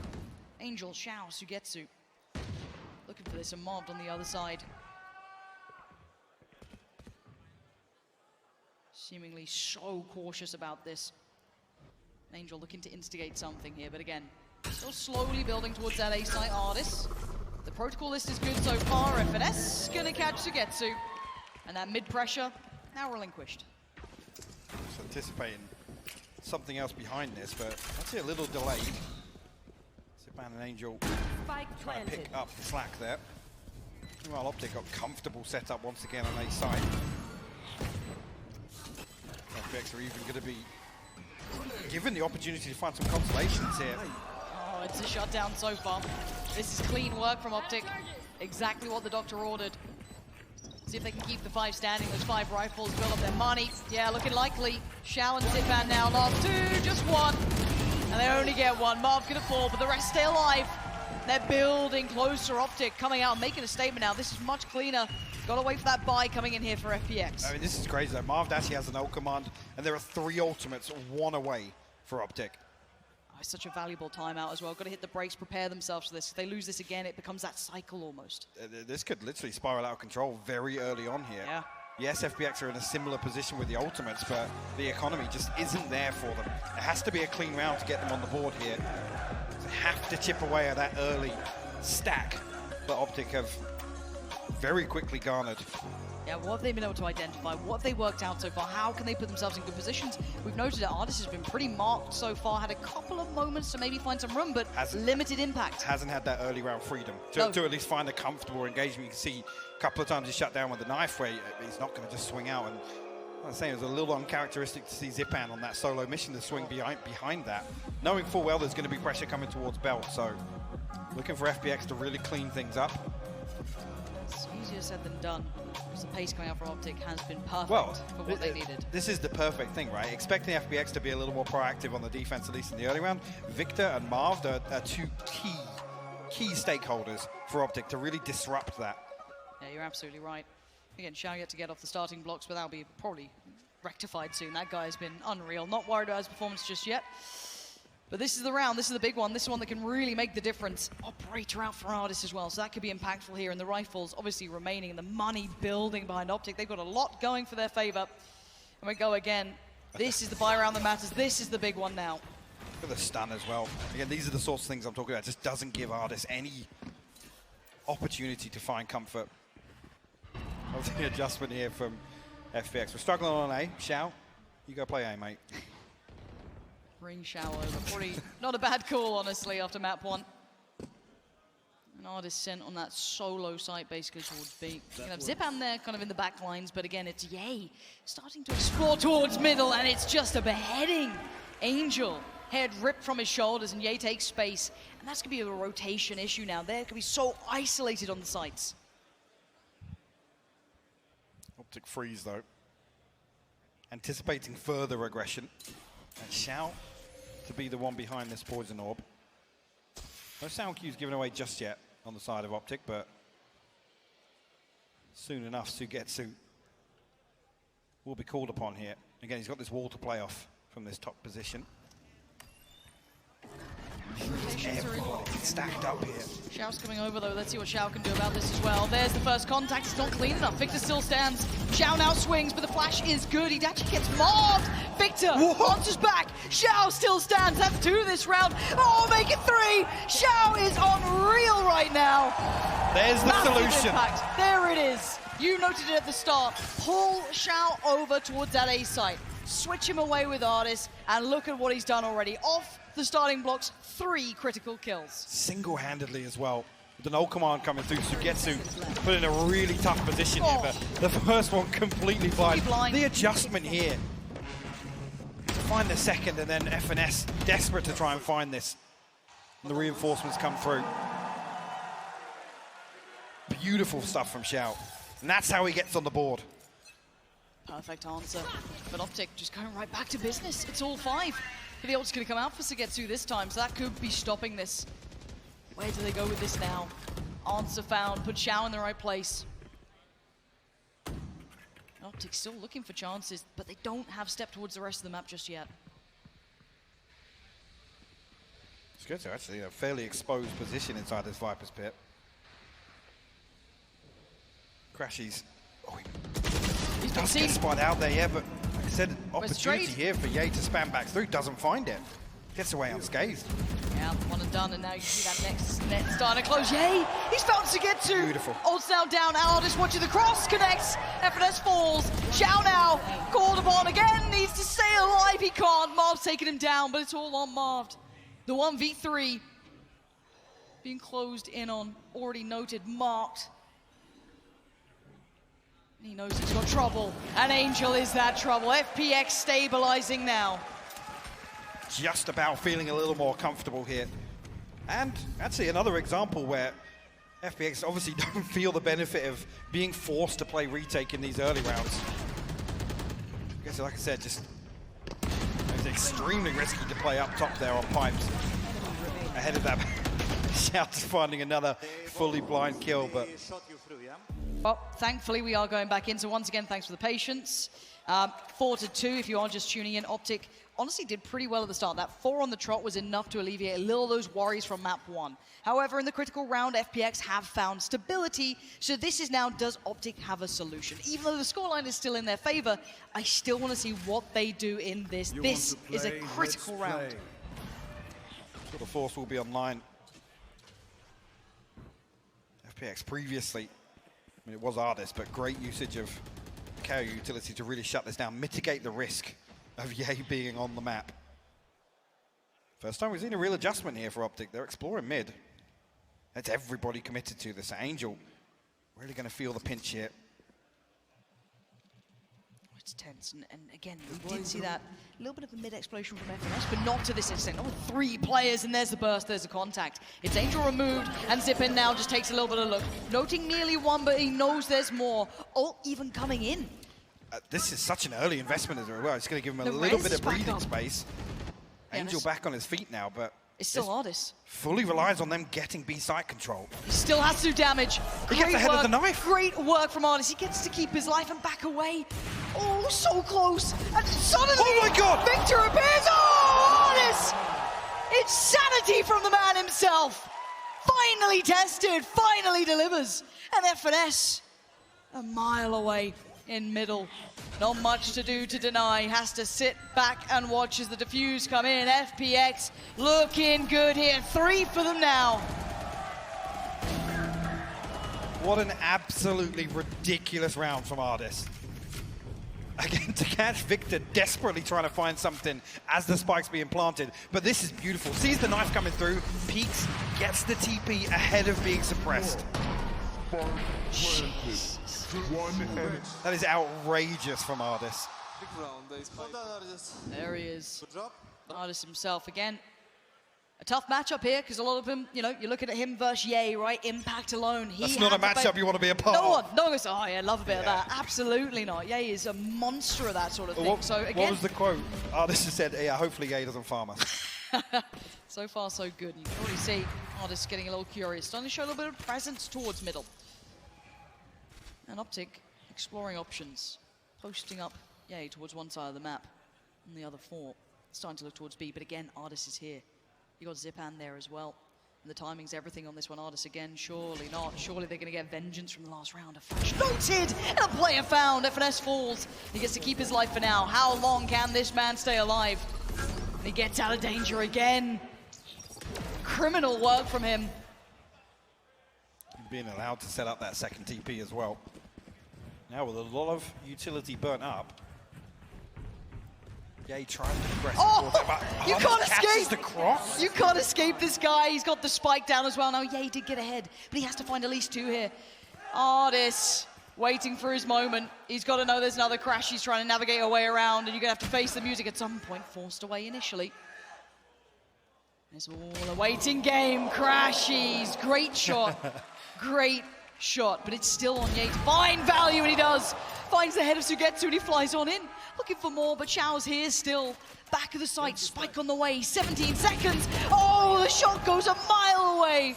And now Crashies feeling uncomfortable, 10 seconds now. Can't get it done. FPX bring that scoreline right on back. Starting to feel a little more confident as well. Artis happy to swing mid, even taking the second challenge as well. Beautiful stuff to find the first. Repositioned back here to catch this, and like you said, it's the spike noted, so it really slows down the round. The worst possible scenario here is it's Ye that has to aggress onto A site with an operator. There's no comfort factor. I'd rather win. Pressure now starting for OPTIC. The round they called the timeout for is long gone here, and FPX have looked even stronger as they've gone forward. Yeah, you're looking for a chance in middle. Timing's good for Angel though, and that's information alone found. Yeah, he's still looking to punish Angel. A vulnerability found, and once again a pick found, but look who's waiting on the other side, the Nemesis. His opposing number. It's Artis. He's not backing away just yet though, forced off the initial angle. And now they have to deal with him. They have to pay respect to this man. Now actually getting a little bit aggressive over the other side. We'll find Ye. What a shot! And Crashy's just going to try and keep composure towards the side, but Zipan is there watching the cross. They're being funneled towards this, 3 of them standing like lambs to the slaughter so far. Oh, it's unfazed, unmoving, holding the angle. Once again, information found. They try and progress. A tap on the spike, draws the shot. They get to keep their life. They take down Artis. Critical for success, at least to get the plant down. And does Crashies get out? He does. And he's got his ult as well. See FPX get quickly towards this retake now. Xiao taking a lot of time towards mid, but conscious of a lurk. Can they buy enough time here for the Hunter's Fury? Crashies already trying to challenge here, but nobody from FPX actually on the other side of this. No, lacking intent so far. They're not particularly drawing much mind from OPTIC here. What's the plan to try and get this spike back on side? Oh, fully blind! Stands and takes the fight. Now Crashies has to do it, but actually maybe not. FNS more than capable on his own. Holds the line and keeps OPTIC just ahead in this. And this is another way you feel as if FPX are going to be able to wait out this first blood, and Shout finally responds. Oh, it's disgusting. It looked even better from the other angle. He's so sharp, man. Love the work. Well played, boys. Well played, Austin. Thank you, brother. Cool, boys. Keeping calm, trying to stay composed here. In front of the crowd, all matters hitting a little bit harder, all the adrenaline running, but they're keeping their composure. We go back in, and OPTIC once again looking towards his A site. Popping the ult, and away we go. Xiao going to be nullified to a degree, but how much can he do with that weapon in his hand? Still so good with it. Going to find one, take away that front line. Vic is now gone. And Xiao's going to dip away. No trade, no one came through, no pressure. Finally forced to fight and finally falls. The swing comes in, and bye-bye Zipan, it's marved. The site's somewhat theirs, but it's not particularly safe. Not going to go down, and it's a 3v3. Try and make use of this tour de force on the way back in. Sugetsu and Angel going to be the ones that have to try and open things up, and Artis immediately removed from the equation. But Sugetsu responds with 2. How's he done that now? FNS with 1v2. Clutch before, but has to do it again. The first, he got it. Found Sugetsu, dips away for the 1v1. Angel, the 2 IGLs, the 2 captains for the side, and closing in slowly but surely. Angel's just around the corner. Oh, he's got him. Angel's got him. Finds FNS a pixel out of place. The defuse is there, and FPX take back the scoreline 5-5. The timing is so excruciating for FNS. I think Angel just catches a barrel drifting back. Sugetsu, man, on the way back. Look at that. Come on. That was a completely free engagement as well, with Artis falling so early there. Well done, Popo. Well done, bro. Beautifully done. FPX tie things up. 5 apiece now. But the money's got to be bad for Optic, right? Like, what state are they in now? Surely they're taking a bit of a hit in that regard. Got Ye off the tour de force. Victor on 2,900. No ultimate available either, so really difficult here. Yeah, actually just bringing a Spectre into this. They've been trying to target Angel in middle. Finding him early a couple of times. Trying to prop up Artis. Gets noted. You're lucky to keep your life there. You are a lucky boy, because Ye was about to punish you. He doesn't miss many of those. No, he doesn't. He's still really pressing this issue. He wants Angel dead. Bailed out by Marv for now. Gets to keep his life. And what's happening on the other sides of the map? The extremities are also being pressured. Oh! Get out of here, FNS! This guy's sharp as hell. Ult comes in, the plan looking a little bit more likely. Anyone lingering around? No, they've had to respect this. They're stacked up towards middle. 2 more players here. Angel came on through. Chip damage here and there, but the plants come in. Chow sprays in. Nothing for it, though. Post-plant time. Ult comes through. Angel wants in on this one. FNS is barely alive at this point. He's still going to keep his life. No spam connecting, fortunately. Optic has to be careful. Victor, the timing, but Chow's going to check it. Doesn't quite get what he wants, and Artis takes him out of the matter. 3 still standing for FPX, but the ult still stands strong for Optic as well. Time, though, going to become a factor here. They've got to get a move on if they want it, and FNS is not letting this one go! He will not let this slip! He'll do it himself if he has to! Optic take back the lead! In a crucial round as well. Another round that FNS is able to deliver. Stand strong for Optic. Leading by example, Mike. This guy, they needed him right now, and he is finding form. One of the veterans of the side. And this is the game we wanted, a close affair between these two. 5-6 though. We're back underway. Artis, operator out. Similar scenes for Ye. And what do we have this time? Artis standing! Sends it! Catches Victor, and again, dulling the tip of the spear for Optic. And they've left Victor in a number of these rounds now. That late round piece on A site, or at least through mid. I remove that now. You see the adjustment immediately from FPX. Sugetsu can't be caught off guard once again. FNS, he's waiting for the flash here. Sugetsu, Spidey sense tingling. He's committing to this corner. But FNS still found Xiao behind him. Sugetsu in no man's land. He's reeled, has to get out of there. Fall away to safety for a second. Crashy's getting all of that information, though. This side is looking good for them. FNS is sticking a little bit closer, trying to get a little bit further forward. Crashy's going to get the plant down. And now it's time. FNS takes down Sugetsu. He looks for more. He can't get it this time. He needs the rest of his side to step up as well. Marv and Ye, this is the time to do it. To lock it down, to really take that lead away. To somehow secure it, and they can't! They fall in quick succession. And FPX are going to get the defuse, and this game could not be closer. And considering how this round, this half started as well, incredible that FPX are able to claw their way back in. And both teams going blow for blow here.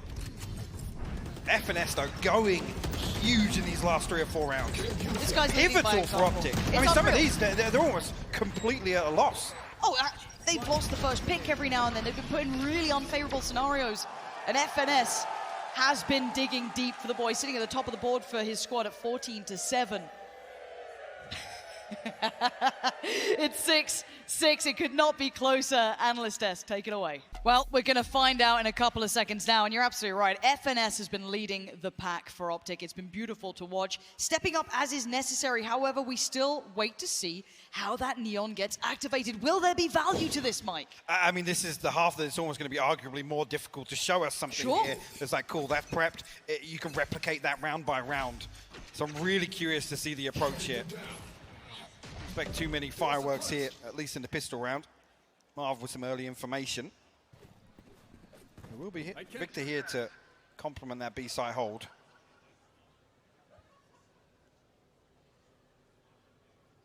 Very cautious start. Welcome to Attacking Sides with FPX. It's going to be about 20 seconds remaining, normally. I think you call it a Na'Vi style round, I believe is the phrase. You love that one, don't you? I love that one. Can't get enough of it.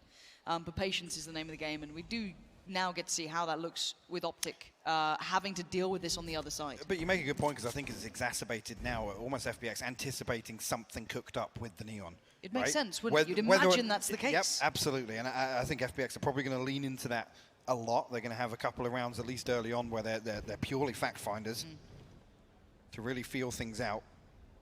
Yeah, he's got very deep first contact here on barrels. And it's so late, like I said.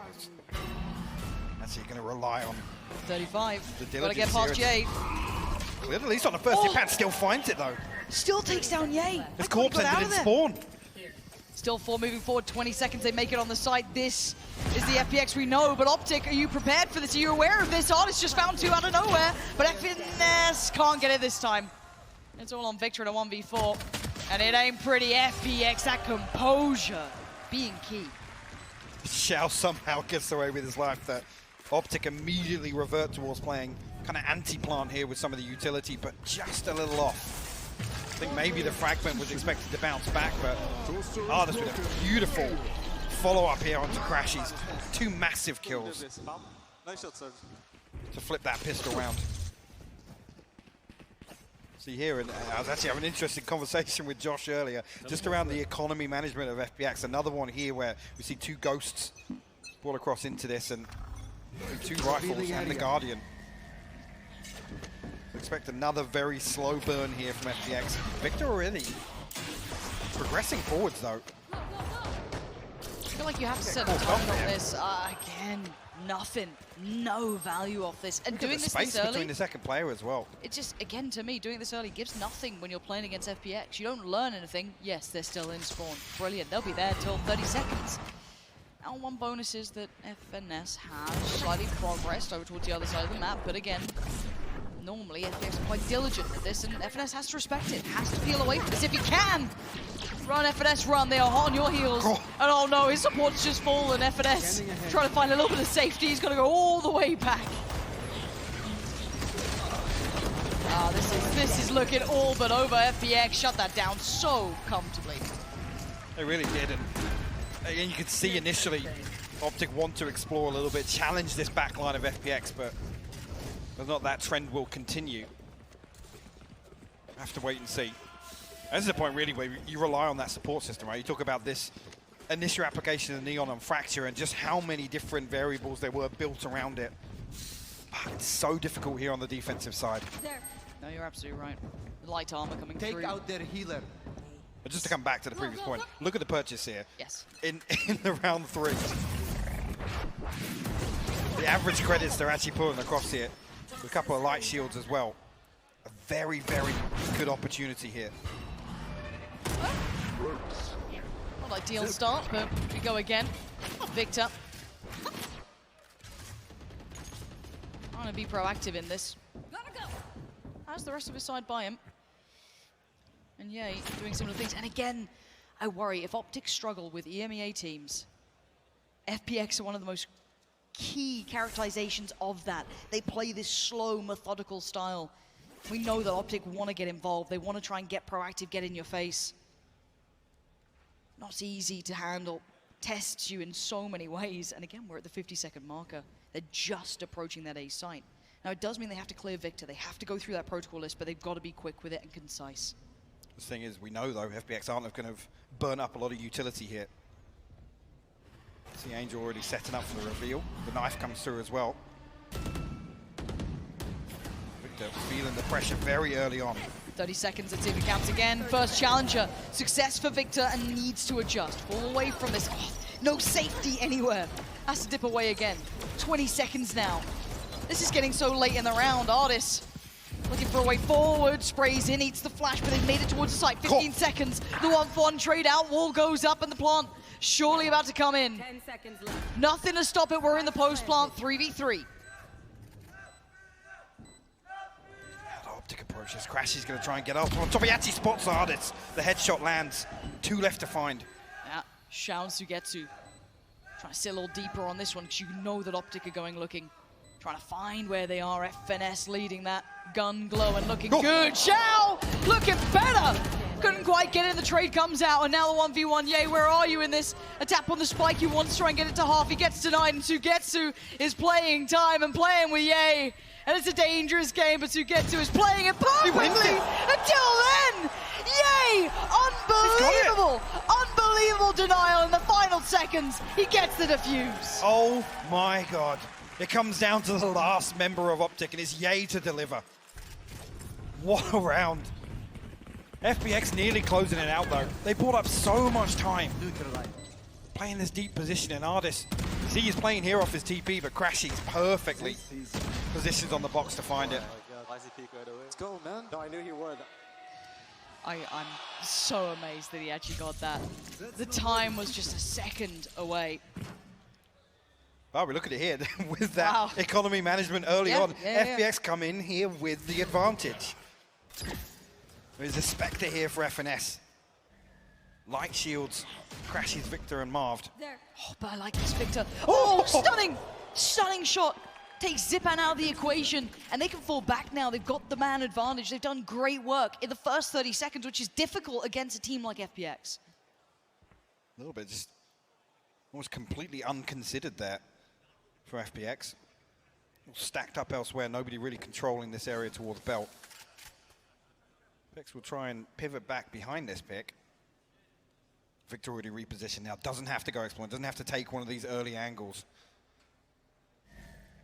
Just wait for FPX to progress, and actually some key information ahead of time. Not even sure how many were marked on the back of that, but the artist to go exploring first.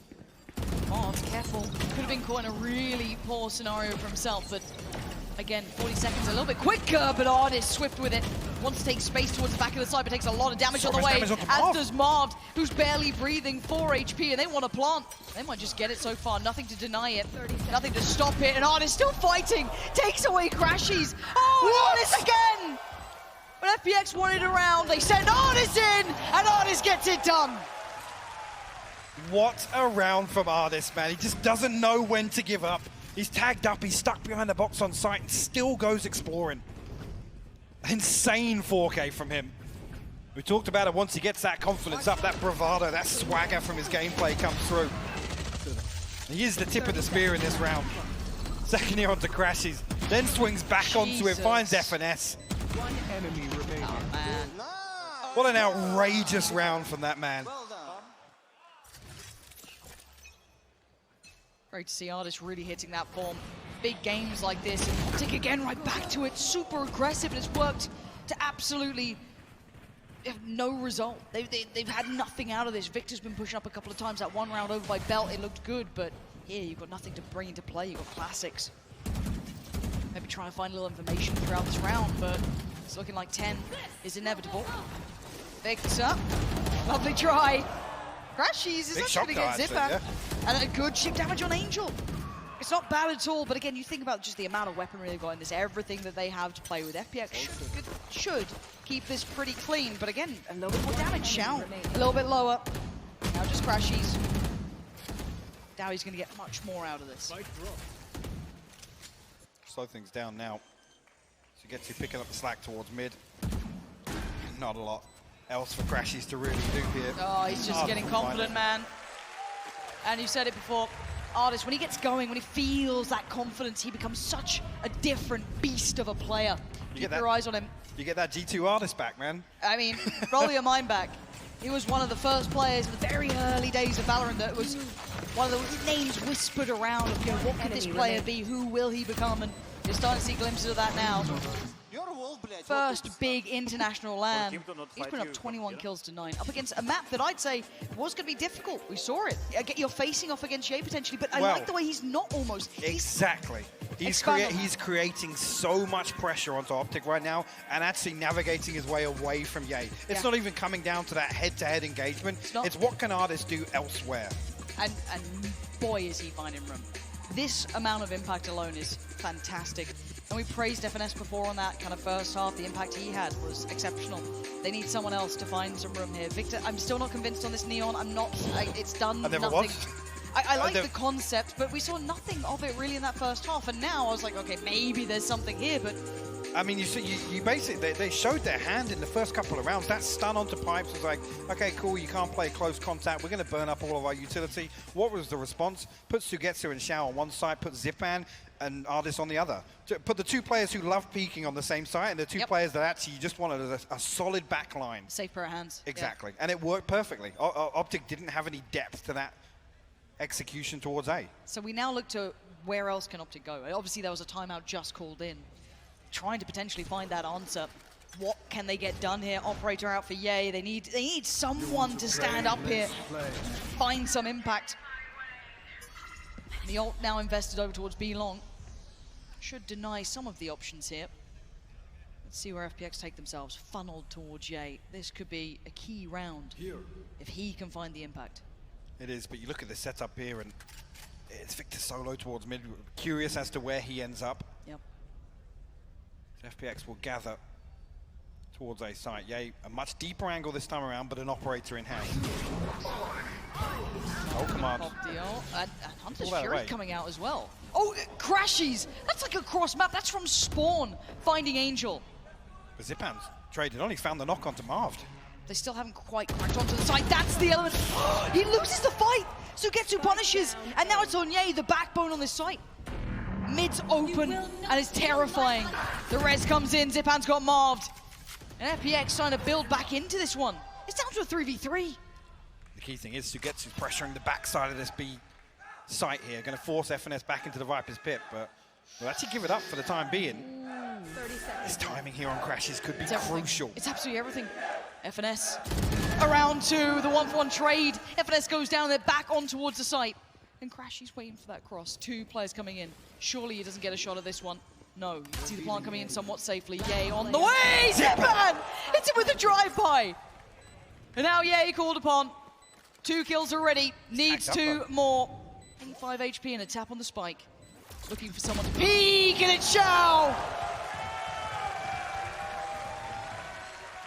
FPX coming alive, even in the mayhem, in the chaos in Copenhagen, they keep their composure. 11 rounds now. OPTIC looking like they're out of options. Yeah, really. It really does feel that way. That round almost feels like the nail in the coffin. We're going to see OPTIC actually opting to invest into this round. Potentially around the tour de force and Victor's ultimate. But they have to achieve something in the early round. FPX are doing what we expected. They're slowing the game down. Yeah. FPX have to try and disrupt some of that. Let's see, Victor doing what he can. Again, not particularly sold on this Neon choice yet. And still not, a little flat. Does at least tee up Crashies, but the trades are so effective. Stuck in no man's land. Where is the next layer to this? Maybe this is it. Maybe that's the chance they're waiting for. Angel going to dispatch of Marved. And the trades again working out in favor to FPX. It's just FNS now. How much can one man do? With just a Spectre, he can't even take off these fights. A little bit of an upgrade found, so maybe a chance given. But he's being watched. Ardis notes him. Need another one from FNS here. He's got to do something. Tries to fake the steps. Make them a little more paranoid of that middle split coming through, but it's plant in no matter what. How do you find a way in? This would be an incredible clutch. Ardis already. He's so aware. Yeah. He is so damn aware, and bye-bye FNS. FPX on 12. They are taking strides through the game now. Absolutely are. OPTIC to scrape together. I mean, a purchase, yes. 3 players with no shield. The operator in the hands of Yay. Can that be the difference maker here? Can they cling to life on Icebox? Again, it's just, you come back to the same thing. It's the depth, right? And that's why Crash is just completely caught in no man's land. And so reliant on Victor just popping off and finding 2, potentially 3 kills. And this is why stats without context mean nothing. FPX were in that dojo against Fnatic for so long, refining their craft here. Yay, trying to be the difference maker. Gets that first bit of contact. Bolt invested. This could be a little bit pacier here. Yeah, he's going to stand his ground though. He's not peeling away just yet. He wants one, has to respect it eventually. Dips out towards the back of the site. And FPX power forward, and this is far more pacey than we know. No command popped pretty late on as well. Xiao forced off of default here. Great position. Victor identifies the first. Oh, but there's still a find them yet. Marv's still going to find Xiao. Victor needed more, didn't get really as much as he wanted. It's a 4v3 now. Numbers starting to dwindle. Crashies needs this. Artist gonna pin down FNS. It's looking like it's almost there now. 2v2. Spike left, not in hand right now for FPX. Marvin Crashies. Crashies trying to fill the gap here. Make that cross fatal. Artist. Just trying to bait it. He knows what he's doing. And Crashies is going to take the bait and take his life. The trades are good enough. Marved is there. OPTIC live to fight another day. And everything thrown into that one, it felt like, and OPTIC able to weather the storm. I come back to the same thing. They cling to life because there's not a lot of positives in this second half of Icebox. Although FPX continue to be overzealous. The money for FPX is just ridiculous. Oh, look, this is a tall task for OPTIC now. Backs against the wall, they've got nowhere to go but forward. And again, you look for that early value, Mike.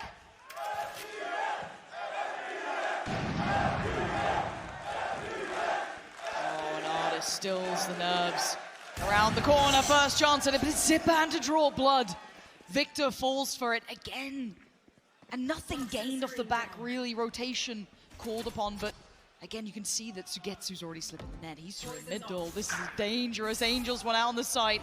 And now it's going to be 3. Yay, FNS and Crashies need a miracle. And Crashies can't provide it. And Ye's been found. Sugetsu in the back lines. And FNS, the last one, standing, gets put down.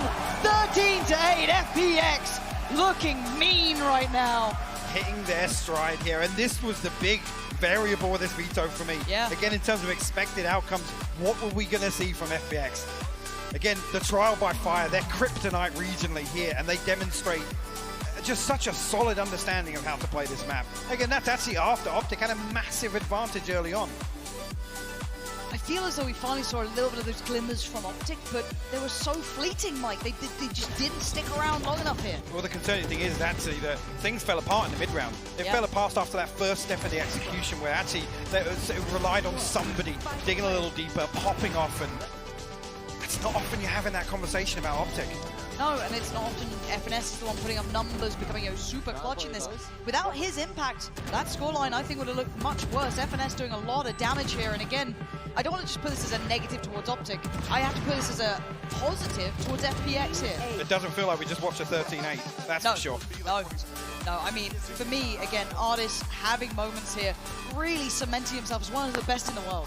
Deserved for a long time. Absolutely. This is the guy that everybody was talking about very early on in Valorant, and we're finally seeing that delivered here in Copenhagen on the international stage. I couldn't imagine a better chance, a real time for him to stand up. Now, again, keep in mind this is best of 5, so there is still chance. It's a slim chance, because now the map pool does go favorably more towards FPX. So it gets a little scary, but again, there's still a chance here. OPTIC, it's going to become do or die pretty soon, Mike. So we're going to send it to a break. When we're back, we'll be jumping into that third map. Well, congratulations to FPX for winning Masters Copenhagen. There's no way that they're going to allow OPTIC to come back from a 2-0. Am I right? This is just a day of curses, isn't it? You're just trying to cook one up yourself. The 3 people that watch League of Legends have got that, yeah. And Doug. But look, if that's what it takes to bring OPTIC back from the dead, then Yinsu, please, by all means. I mean, it is a 2-0 right now. Did you guys expect this? Did you guys expect the maps to be going this way? Heavy favorite of FPX? No, I expected it to be tied 1-1 here. It just, OPTIC a lot of times have looked lost. Things are just not clicking for them. They do not look like the team that we know. Yeah, I really hoped that the Neon idea would be around defense. Maybe they had fast retakes with the wall, something like that, but Victor having very little impact. And listen, this isn't Victor just saying, I want to play the Neon. It's Chet that picks these compositions and puts them in those places, and he normally hits. This is just a rare Chet miss on this one. They overcooked the cringe soup. They did. It was left on the stove too long. Yeah. Yeah, you don't want to be too cringe. Like, cringe is fine, but like too cringe, I feel like gives you that. But you guys spoke a little bit about the battle of Ye and Ardis at halftime. You know, Ye, he had the edge, but at the end of this map, that is not what happened. The story completely changed from there. Yeah, I mean, you want to go for a check back in? Ooh! I mean, that's a big difference. I have to coin this. I have to throw it in now. Escape Artist. He gets his kill and he dips. And then he goes again. He'll place down another and he dips. I mean, I have to put this as his nickname now. I hope he doesn't mind. He's a man who walks on water, and in my eyes, he's Escape Artist. So that's what we're introducing. Check out the moments where he has the impact and then he dips. See you later. I've got my impact and I know exactly what I need to do. And then he's there for the mid to late round as well. It's incredible. And around yellow, maybe that becomes his new favorite color. Wear it around proudly, brother, because that was yours. Just chamber things. Just chamber things. It is, but he's playing against what we assume is the best chamber in the world, the best player in the world. You know, all of these accolades have been thrown towards Ye in the last 12 months. And Ardis is coming out and not just playing better than him in the tournament, but when it comes to a head-to-head, bopping him. Coming out on one side of the map and just obliterating him. And I like your nickname for him, the Escape Artist. I like the Scouse Brickhouse. He's big, he's from Merseyside, he's a Merseyside monster. Well, I think the fun thing too about him is you could see when he became confident. There were more pop-offs from the desk, and he was overstaying his welcome. Like, as a chamber, you get your one kill, and then you leave. That's fine. But he double-dipped. He triple-dipped. 48 HP, still holding an angle, a molly in his lap, and the guy just did not die. He did not give up anything. I mean, like I said, FPX are 2-0 up. This is match point for them. If they win on this map, they will be moving on to the final to face Paper X. Do you guys feel like this is where OPTIC find a way back in? I think OPTIC's bind has been very good. Yeah. And FPX, they won 8 out of 13 of their rounds by getting pistol bonus against Fnatic. They actually only won 2 out of 8 of the rifle rounds outside of those rounds. Which is crazy. That's an absurd stat. So maybe OPTIC can find some footing here. But when you combine their form with the classic, they've never got a map against EMEA, and they still haven't, that's worrying. I can't even believe that as well. That's just still going. And this is the only in I can see for OPTIC, is that this has been, what do you call it? You've got a saying. Tossy-uppy. Tossy-uppy. This is more than a tossy-uppy kind of map for FPX. I call it wishy-washy map for them. Not one that I would necessarily pick if I was them, but they've had good results, bad results, and everything in between. So this is really one to be able to jump in and be the kryptonite for that reverse sweep. I do think you're right, though. It feels like there's like plot armor around this, and it's not on OPTIC's side. You saw Crashies and Victor walking off the stage, and Crashies like trying to pick Victor up because you could tell he was down, he was dejected. You go 8-18 on this stage in front of this crowd when you look to him to be the catalyst, to be the spark, and he wasn't. So you question mentally, how are OPTIC doing? It can't feel good. I completely agree with that. I think it's all about the mentality, but they've been here before. They've had to recover situations like this, but they've said themselves they don't actually enjoy playing against new teams for the first time. And I think they're struggling with FPX's style, it being that slow-paced, and the new comps that have been thrown into the mix. Well, we're into the Prime Gaming Agent select here, and of course, as a new comps, you mentioned, Sideshow, we've seen some changes every map. Will we see more changes here? I don't expect so from the OPTIC side of things, but you never know with FPX. Yeah, well, so far, it looks like on the side of FPX, they have decided to change things. No, they haven't. They haven't decided to change things. So this is new. This is very, very new. Maybe they have faith. That is the change. Yeah, they have faith in their comp, clearly, Doug. And again, for OPTIC, they don't have a choice. They have to win here or they're out. Yeah, this is do or die, you know, whatever, squeaky bum time, whatever you want to call it. Either way, they need to do something here. I think when you, again, go back to the run in Iceland, Marv was what turned things around for them. And he was a staple of consistency. He was their star player. That's where he entered the conversation as the best controller in the world. I hesitate in thinking he can find the same value on Brimstone. I know that it's the better pick on that map, but you've got to do something here. I mean, you look at FPX and the way that they play, it's slow-paced, it's controlling the tempo. And I think that has actually been a flaw with OPTIC going up against EMEA teams. OPTIC on defense like to re-clear areas on the defense. They will allow an aggressive team into them and re-clear with utility. the EMEA teams don't do that. They're slow for the first minute. Yeah, very quickly, I want to turn everyone's attention to Crashies. Crashies has been so good on the Sky, and it doesn't show up on the kill feed or on the scoreboard or anything like that. The value he's been able to find from information off of Sky's utility has opened up the map so much for Optic. He's gonna have to do it again. And speaking of opening up the map, let us not forget that we have a certain someone on the Brimstone who likes to have a certain amount opening kills. Yeah, it's Angel on the Brimmy. It's the oldest man in the entire tournament. Let's see what he has to show. Going up against the second oldest man in the entire tournament, may I add. And this is it, though, for Optic. If they lose here, they are eliminated from Masters, Copenhagen, Pansy, and Hypog. This is where the pressure builds up. Absolutely right, Yinzu. This could be the last chance to dance for Optic now. They have to deliver here, or it's a 3-0, and FPX are in the grand finals. Absolutely. And again, I repeat the same thing I've said at the start of map 2. They almost require a complete overhaul here. Because I think FPX have just dictated the tempo, the pace, the pressure. It's all been in their favor. So hopefully here on Bind, comfort zones have to be embraced here for Optic. It's got to start right now. This is it. FPX facing down Optic 2-0 so far. This lower final has looked like it was made for FPX. We need someone from Optic to take charge, someone to be the difference maker. So far, Artis just going to peel away and buy a little bit of time, try and temper that aggression to start with. And the crunch has already come in. Oh, and look at the reveal. 3 of them noted, but none going down just yet. Shot from Xiao. And there's still more, but they can't handle it. It's a 3-for-1 trade out. Desperately trying to get something done here, but overwhelmed. Comes down to just Zipan. A frenzy in hand, still got the paint shell, still got the boom bot. Optic will get a free plant. And Optic need to remember who they are. Defined by what they did in Reykjavik. Looked formidable throughout. Never down, never out, always coming back. But this time it's a whole different foe. FPX, that old god that was whispered of, who were waiting to see find their form. And finally they make it here. Copenhagen might be the crowning jewel, but for now it's Optic getting the pistol under the belt. No surprises really, FPX have struggled in some of these pistol rounds so far. Yep. About the only few positives to scrape together for Optic, so get themselves on the board here.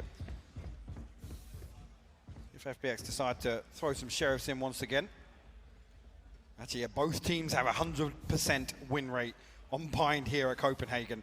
And this is the one that Optic have to try and break this curse. Get a map on the board. So difficult though. Again, you got to think clean starts for them, right? Because like we all want a long series. We all want this to go the distance, really. Just love to see the game played at this level. So you've got to hope that Optic get off to a good start, because they need to remember who they are, because they have looked absent. Simply on for the ride, as FPX have determined the last 2 maps quite clinically. Sure, it's gone closer, but still not close enough. For now, Spike and the vast majority of Optic challenging towards that A side. EMEA posted up towards mid. The 3 players from FPX waiting patiently. Shot. Nice work from Ye. Prize open an option, and they didn't quite commit with the spike just yet, but it is en route. And FNS gonna find Artis. So much damage done. This is all good so far, though. FNS, yeah, he's walking wounded, but he's still standing. Spike should be going down here. Spike planted. Shout desperately trying to get something done, but down to 6 HP. Really difficult for him to really have a say in the rest of this. Finally, that heal comes through onto FNS. Marv looking to reset away from this now. Cross is being watched. Oh, but they lose the back line. That's an option maybe open now. Angel being a nuisance, but quickly Xiao's dealt with.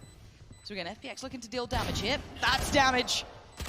That could have been a follow-up, but Sugetsu, too many targets, and the final piece found. Optic get their second and keep 3 standing. Well handled this time around from Optic. I have to see it, again, I was talking about how rare it is that Optic are able to find themselves in a 3-0. They did find a 4-0 lead initially on Icebox. Can they convert this time around and set themselves up for a brilliant start here today, a much needed brilliant start as well to this side on the attack. And they do lean a little more defensively favored. Lots of emphasis towards Showers again. They want to establish this pressure, this control very early on towards the orb. Now, Flash can at least reveal presence. Go for the... I was going to say, they're going to try and go for the combo here, but no paint shell invested. Actually, it's just the boom bot to follow up. OPTIC seem aware of their intentions, so being quite cautious on approach. Zipan playing close enough by, but keeping the control to be able to get the orb. That's the showstopper online, though, here for... He slipped a little further here, Mike. I'm wondering if he's a little ahead of the curve. How much more can he do? They don't know he could be here this early. Zipan, surprise! He goes down, but quickly handled by Xiao. Position revealed, though, and you're right. Oh, jeez, Victor finds Xiao, and amongst all that smoke, and OPTIC looks sharp. It's what they needed, a resounding round like this. Get that third. For FPX, they're feeling out the pace, slowly putting together the picture of what OPTIC are doing. Oh, that's an Angel. Well, again, they're going to be given the opportunity to have a say in this. A 2v4 retake. That would be soul-crushing if OPTIC lose that. And what a boon that would be to FPX. Doing damage here would be essential. Flash comes in. I know they're close enough by. Artis going to give away a little bit of the game. Yay, swiftly going to take Angel out of this. And Artis' options are pretty much shut. He's going to come through and challenge here, but Flash going to slow things down. A counter flash here from Crashies. One given away, but Victor cleans things up. 3 survive, and 3 on the board for OPTIC. I've got to say, though, I think OPTIC need to somehow just keep this so clean throughout this entire game. If the momentum swings, because I think we all saw it, right? We all saw the end of that last game. OPTIC looked in pieces. That was a mental crack, that little bit of emotional break. They need someone to bring them back here. We talk about that conference. Doug Noten, obviously, a couple of them were a little disheartened walking away. Absolutely. Victor starting 6-1 here, getting the showstopper online, and this is on the back of actually early pressure towards Showers, making sure they can get that orb control time and time again. That's a massive thing to throw into that round, just to convert, or at least to secure that round. Putting faith in Victor and him standing up and actually delivering on it. Love to see a game with him in fine form. For now, normal scenes, testing it out, making sure there's no stack anywhere, going through the protocol list, going through the list of what they need to achieve early round. Now, there the issue is, a little bit of a link impression going on in here. Gotta be cautious. Carefully does it. I don't know if there's anything to really support Ye to explore into Hooker, because he's solo right now. Ooh, tense moments, Artis. He's noted it, he's seen the barrel. And now he's seen Ye.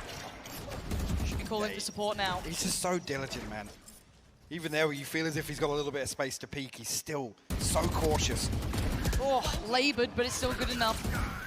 Trying to actually divide and conquer Victor! Jump back into it! A fumble from Victor creates a chance. TP taken, and they're away towards A. Clutching at straws here, but the Seeker's going to come out, and it will give away the game. That Sugetsu is looking real alone. Do they try and wait? Do they buy the time? Sugetsu trying to play it to the second. Play it perfect, but he can't take one to the grave. And Crashies back on in. Stabilizing a round that could have gone astray. An Artis now a mile away. The spike is down, and the fumble from Victor, all but a distant memory. You can see the ping, actually, a red ping through there saying that he's going to be going for that weapon. An opportunity to do some damage. Or at least try and hold on to this.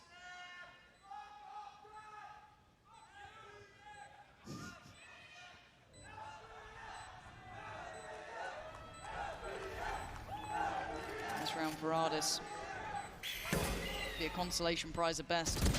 And it ain't gonna happen. OPTIC looking good now. Very nice work in the end. Like the fact that they stabilized quickly, did not let that little bit of an issue on long spiral anywhere further. A similar scoreline to the previous. Wondering actually if we see FPX call the timeout here and whether or not we see that adjustment once again. The ability to claw their way back into a half. Such a resilient team. It's one of the most dangerous things about them. It's never so clear-cut now going forward. However, we're back on the way, so thank you for the patience once again. And we go back in, and let's see what FPX have in store. What have they cooked up here in that time between? What have they got in mind to challenge OPTIC, who've been setting that tempo? With the early investment here, other than the orbital strike from Angel, FPX in a good position here in terms of ultimate, but a big pace change here for OPTIC. Victor going to try and get down and dirty with the judge. He can Early hold control pace here as well, yeah. He can hold so much room to this. But again, it's almost that counter, right? You've got that little bit of shower control coming in. They've got 2 towards the back of the side here, Zipan being one of them. Of course, Shao the other. Ult coming in too, so just trying to secure this Optic. It's still precarious, still quite dangerous.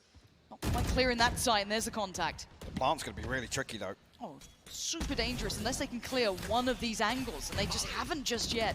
Again, creeping closer, it's Crashies to delve through. Find Shao and alleviate a little bit of that pressure. Maybe even allow a plant, but they've taken control and hit the brakes and looked for these overextensions from FPX. There's the fight. Massive space now claimed back by Optic. Zipan was here and he had a lot of presence, but now he's all alone. Yes, the rotations are in, but this tempo shift by Optic is fantastic. Fast control. Denied, Marv. Round 2. And again. More time being bought for rotation, Mike. They're on the way here. Actually, finally, Zipan looking to challenge. There it is. Gets away with the first. Marv actually will respond. Oh, Marv! What a time. And now Sugetsu. Snappy as ever. Going to take away Marv, but still so much more work to do. 4 more in his way. The ultimate as well. The options looking dire. And again, I want to look back at this round and look at what they achieved and showing that composure. Well, it's not even in this round, right? They are the benefactors of that early conditioning towards Showers. That's why we see 3 stacked up on that side, and the pace change is beautiful here. To then shift the emphasis towards short. Really get very, very early lamps control. Yes, the Viper's bit goes up. It makes it a little dicey to just commit to the plant, but they're able to actually wait things out. All this utility that's invested, FPX don't really gain anything from it. But even with that ult coming in and how precarious it was, if they'd rushed that short, but they took their time, they didn't overcook it, they waited for Ye to come around, clear shower, they individually start to take apart FPX. And this is the balance to Optic that I love seeing. This makes it a far greater competition. Look at this one. Beautiful work from Marv there. Lovely, lovely stuff. 5-0 though. And that timeout from FPX, well, again, Optic just flipped the script on them, right? They've run them a completely different way, and now the money's in tatters. Best way to swing out of the timeout as well. That pace change is so perfectly timed. So it's like Optic are waiting for the timeout, then they hit the switch. It's really well considered. We go again, though. Oh, Angel just gets eviscerated. And they're punished on the side of the map. Now they feel as if they have freedom towards this orb. Here. Removing Angel very early on. The quick swing past Fountain. FPX already stacking everybody towards B site. Sugetsu does have the rifle from the previous round. That's danger, man. But look how deep Optic is are waiting this out. Yeah, they're showing their own reserve, their own capability to play this patient game. Rightly so. These rounds are so dangerous. And if you're starting to feel that pressure a little too much, again, you just saw the dog invested over towards that A site, noted nothing. So again, they're starting to lean that way. Correct read from Optic. And yes, FPX are exploring. They're kind of readdressing this space, but really good read from Optic. Again, not walking into stocks, not being lazy about the clears. Correct approach, and the plant will be the reward. Nothing left to chance here. FPX are here pretty early on, but again, with a massive disadvantage in terms of the equipment they bring to this retake. No real notable damage. They'd have to take this into such an uncomfortable position for Optic. Don't know how, though. FPX looking for those first wave forward. That's not bad. Marv needs to respect this now. Careful! What? Oh, no! And tragedy's starting to strike. Ye and Marv invest in the ult now. Zipan gets out of there, takes a little bit of damage, but it's still 3. And they've recovered rifles. They are so good out in this Sugetsu. Zipan, Shao still standing. Shao on the defuse. He's holding it down, and no one stopped him! No one stopped him at all! At a round, they have absolutely no right. Zipan goes huge for FPX, and the showstopper, the cherry on top. What a retake there. It's such a disadvantage. Sugetsu's almost third contact there as they're coming through pipes. Optic got to be kicking themselves there because it was such a great approach. Oh, it was Again, beautiful. They slow the round down perfectly. And having the man advantage after a free plant here on A site. Wow. 1-5. That's how you get on the board. That could be a tilter. You got to think about that fragile mental game that's going on for Optic. They've been battered and broken and beaten through the first 2. They get here and they need this clean. Trying to stick to the script that they've written themselves. Now the buy is back with FPX. It's not good though, Mike. It's not great. It's still missing some of the pieces here. So again, let's see what they do with this. An early commitment towards this A site. FNS gonna line this up towards Garden. I don't know actually gonna be any follow-up on this. Fake flash actually, and maybe Ye gonna show presence, but missed it? The lineup off. I mean, you can see him just wasn't confident. Yeah, he wasn't confident about the placement for it, but well, look, Fnatic are in the crowd. Find him and get the lineup. For now, Angel goes walkabout to try to get aggressive mid-round, and so far FNS found one, but look at the crunch now coming in through from Shower as well. But the pressure, do they commit to it? No, they've been held away. 40 seconds now, and again, FPX are pushing the issue. This is now on Ye. He has to set the tempo. He's got to try and take some space on this site or control some part of this investment of the ult now as well. The information noted, the trade comes in over towards the other side, but it's going to be a 2v2 towards B. Crashies heading on in, but the timing, it could have been atrocious, the trade. He gets one down. Victor has to control it, and he does. OPTIC going to get the plant, and Artis called upon now. He could do no wrong before. Now he has to do the unthinkable, the 1v2. He spotted a barrel, but now they know the position. And Crashies is waiting on the other side for him. Again, more chip damage. Artis is being given no leeway, no access. And now they stand, now they fight, and OPTIC carry on. But they're 6th on the board. FPX looked at that was least, dangerous. Yeah, FPX looked at least to be in position to prevent that from happening. Such a precarious round. That was Shao on a solo effort, by the way. I mean, this timing goes the other way. Finished. That round's all but done. One enemy remaining. Luckily stabilizes on that one, and then the double stack just too strong for OPTIC. Don't even want to give Artis the opportunity to get out. Look at that focus on FNS's face as well. This is business now. This is what it's all for. Keep yourself alive in this event. Open up a chance so those rest of those maps. Fracture, Haven, calling their name. Yeah, you're going to get that first little bit of a glimpse here. And again, you can see the buy for FPX. It's not good. Again, their money has been so bad throughout this. Shao still with the rifle. The rest's on Sheriff's. Bit of a Shiko here. Throwing outside. And back to work. Artis already pinned down. So much pressure on this man. And actually, again, FPX still going to find two. And Marved on the bailout here to keep the numbers favorable. Note Angel's positioning, not close by here. It's on Zipan to do some real heavy lifting. Spike in the hands of Marved. The positioning coming out even just from Crashies is a nuisance.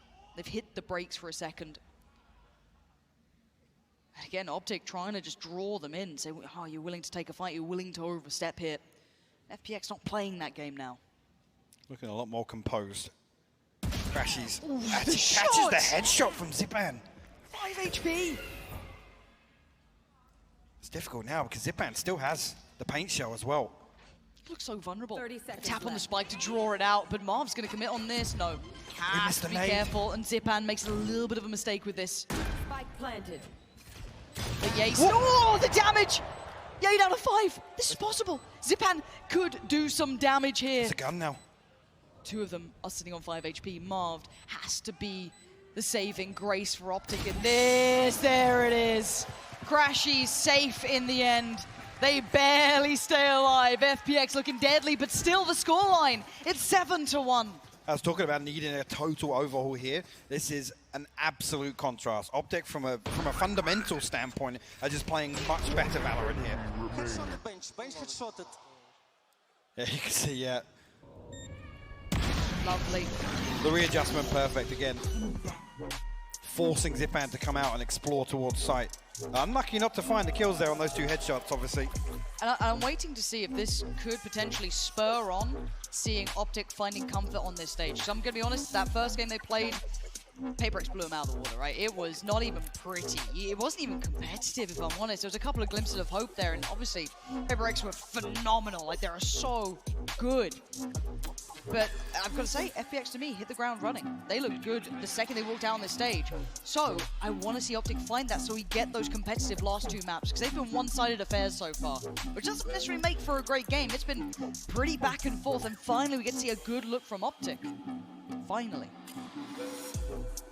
Really waiting on FPX to now benefit from the second timeout they've called. I don't know, actually, being proactive is going to be the answer they look for here. And this is a similar characterization we made on the previous maps. OPTIC have been allowed to set up. Been allowed to get themselves in the driving seat in terms of this early round pressure. And they benefit massively on that. Problem being now, FPX have to chip away. I mean, it's round 9. They have to chip away at this massive economical advantage they have. And again, OPTIC after the last timeout switched the pace, right? So it kind of put FPX a little bit behind again. An early contact made towards B long, but it doesn't necessarily mean it's the full commitment just yet. Crashy's though happy to take that space, carve it away with those flashes for Xiao deeper towards the site. He does have the support of Zipan, but again, orb gained. They're setting this tempo so well. OPTIC playing quite the cautious game so far. TP taken by 1. That's gonna be Victor. Other than that, wait and see if there's that re-exploration, looking for information from FPX, but for now, they've just committed 3 towards that B site. And you're still with control towards long. OPTIC actually forced away from this now. So we Sugetsu, an artist that will be called upon as the spike makes its way towards short. What a tricky predicament as well.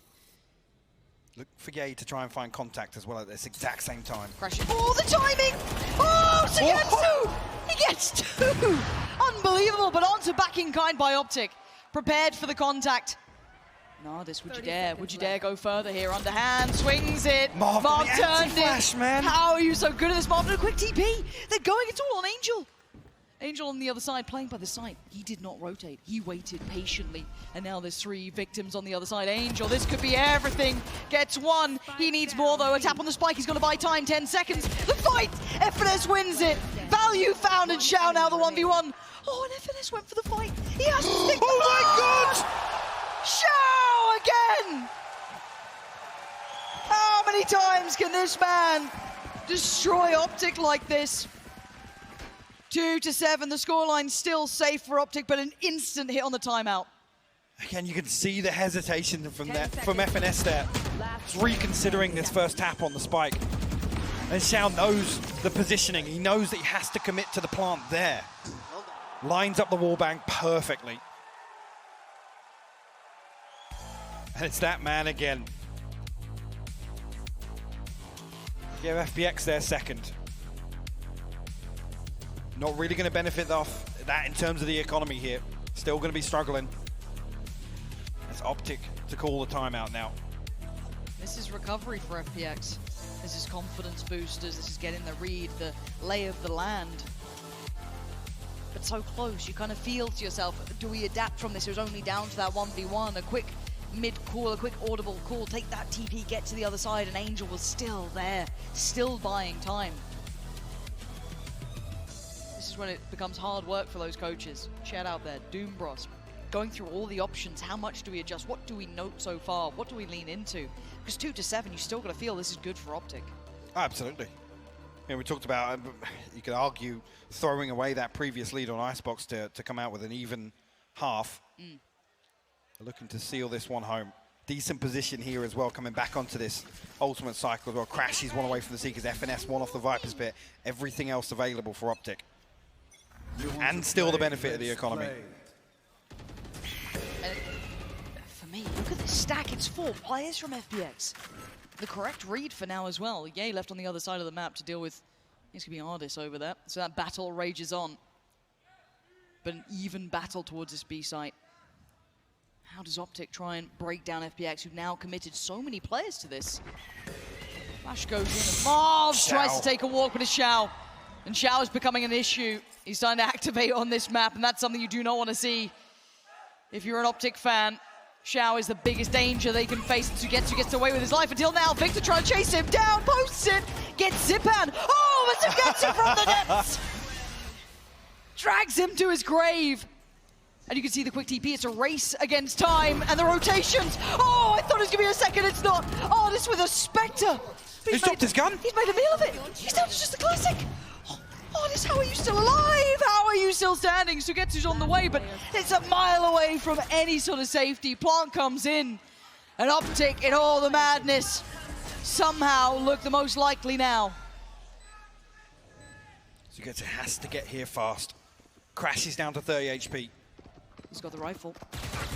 Trailblazer's going to spot out, it's going to slow him down even more. obviously the Seekers previously. How much can this man do? Anything to deny. The utility is on point, though. So much to work through, and no one giving him an inch. He'll take the mile. And for now, I think he's really weighed up the options. Time to back out of there, time to hit the save button, and probably the right call at this point. Has to wait to see if he can catch anyone on the way through, but still, OPTIC, this game is getting so precarious. Again, the scoreline does not look how close this game is getting. There's a couple of these rounds just come down to one engagement, one gunfight going the other way. FPX unfortunately can't find stability from that previous. Oh, there's just maybe an element of pressure here. Yeah, you can see the frustration. He's desperate. I mean, he wins the first with the Spectre. Yeah. But that means when it's Ye with a tour de force on the other side of it.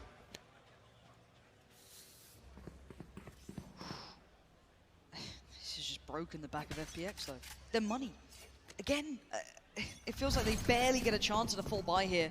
And the economy is just booming on the other side. OPTIC got 6.8 on Crashies. Operator out for Ye. And early showers control now being garnered. Same initially here, Artis. They try and challenge. Shut down by Victor very early on. OPTIC just going through the motions once again. So Getsu making his way towards a site now. He does have that rifle in hand.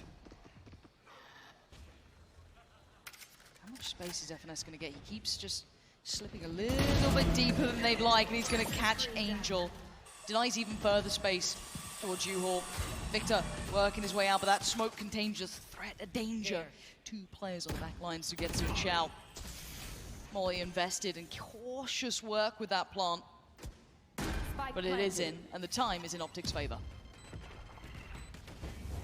Still see here, though, how hard OPTIC are having to work in terms of the utility, in terms of the timing. Nice. Ye finally removes Sugetsu. Now they know. Should be a little weaker in terms of the hold here, but Shao still good for the first. There it is. Bookend the round. Keep working forward. FPX with their first real tough challenge here. Unable to really find an answer to what OPTIC are bringing. So versatile, so mobile in approach. Again, this isn't OPTIC just depending on Ye. I know we talk about that, and it's one of those narratives that there has to be someone outside of just Ye, right? It can't just be on his shoulders a lot of the time. And this time, he's been doing his job. He's middling out here in my mind. He's not been completely irrelevant, but look at who is stepping up. Take a glance back at those Icebox stats and then look at Victor and Crashies here on Bind. Night and day. Yep. Night and day. Stepping up when needed. The double operator here from OPTIC. Ye and Marv picking one up. Another attempt to slow things down even further. That suited them here on Bind. This tempo change has been just perfectly timed to slip into. Again, FPX desperate for the right information. You can see these rotations back and forth, trying to find the right placing on this, but OPTIC playing a fantastic game at keeping them guessing. Launching smoke. Here, OPTIC now looking to probe towards B side. 3 members of FPX. Yeah, it's a very passive hold. Almost looking to fake B site here with FNS's utility. The poison orb will be invested. Good timing on the knife, and Ye, similar to previous rounds, trying to find contact at exactly the same time that they plant the seed. Yeah, with that ult coming in, they've got to know where Shao is. You can see the ult on the other side invested to clear him out. And Ye just can't hit the shot. He's been trying to catch Angel this entire time, but Crashies leans into it. Isolates Shao, but Angel actually to punish Ye on this. And there's the TP taken. But again, Sugetsu is not far away, and they've left FNS here. Try and punish him, but Sugetsu, does he get to slip in? He does, unnoted, but now finds Victor, drags him to his grave, and he's just bought them time. 10 seconds now, Spike needs to commit. The players are here, Crashies, oh, what a shot! 7 seconds is not enough, as Artis makes it there in time. And FPX get a doable scoreline by the smallest of margins. Doable, yes, but what a way to swing back into Bind here. OPTIC have just been absolutely clinical in terms of this global map control. Angel with a perfect pinch through the TP. Nice, well done, boys. The clock almost deciding that one, Lauren. Oh, it was down to the most minuscule moment. But this is what we want to see, OPTIC kicking into gear with life on the line. This is what it comes down to. First half looking good, but it ain't over yet. Desk, take it away. Thank you, and yeah, back into game at 9-3. Finally, OPTIC are waking up. It's what we wanted to see here in this best of 5. No one wants a 3-0 blowout game, but it ain't over yet. FPX have 3 rounds to play with. Now, speaking of curses... There's a few of them. There's a few in play here. There's just a few in play. They have to drag this one across the line, though. Angel, early on. Happy to greet this aggression towards Showers. Victor actually comes away from that tagged up. They're dipping back in, actually. The Frenzy going to do wonders here. Victor good for the second. Oh, yay! Bounding in. Denies Zipan. Azardis and Sugetsu. Where are they in this? Well, that's where they are. Sugetsu removes Ye from the equation. Takes a little bit of safety for himself. Frenzy players. Just hanging out. First one forward. They're just going to send him in. All right, go overlook Victor. Sugetsu, 7 HP. He's still alive, though. And so is Hardis. And now's the time you need him. Now there's a moment. Oh, it's not pretty, but it might just work. He even gets time on the reload. Oh no. Mike, I'm getting worried. There's one bullet in that Frenzy, and that's all he's got. But the defuse ain't stopping again. Victor's holding it down. The cross is watched. And OPTIC make it to 10. Beautiful round as well. At just the right moment, re-aggressing towards Showers, and Victor finds the second. A 2-for-1 trade really takes the brunt out of this aggression. Even Ye here. I mean, all you can do there is smile about that one. Yep. The Sheriffs for FPX to work with once again. They concede another pistol round.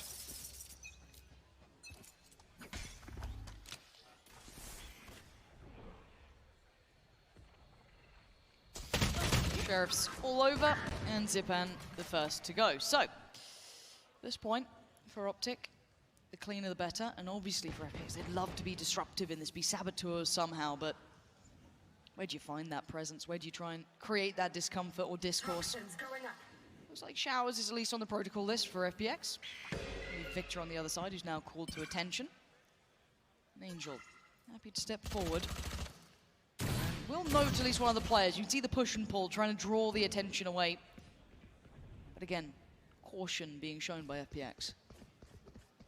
So where they opt to stack up towards here. Spike retrieved from short by Angel. Again, they're just desperate for OPTIC to expose themselves somewhere. Marv actually will be able to take contact here. Yeah, we'll find Shout. Okay, this feels like a formality for now, but we know how dangerous FPX can get in these rounds. So far, it's been pretty much contained. Crashy's waiting for the pop flash. Back in contact if needed. And, well, does now get needed, but it was only for a moment. Clean for standing. OPTIC looking like they mean business. FPX going to come into this, obviously, with the purchase, but they have to make a stand now. OPTIC on 11. The first brick in the process here to start the reverse sweep would be converting this, getting it across the line. It's such a tall task, though. Again, even in this map, then you're at a 2-1, right? And it's just, it's such a long road back for them. But maybe that fire's starting to burn a little brighter. Maybe the first glimpses of what could be one of the better lower finals here. And for now, the buy coming in for OPTIC is 2 rifles, 3 Spectres, and on the other side, of course, plenty of rifles. Early on, he obviously identified here with some utility, but happy to stand his ground. His TP set up, and FPX very cautious in approach. They know what rides on this buy round. They want to give away an early advantage here to OPTIC. Going looking. The timing on this is gorgeous. Victor just pushing up a little bit, and no information is information.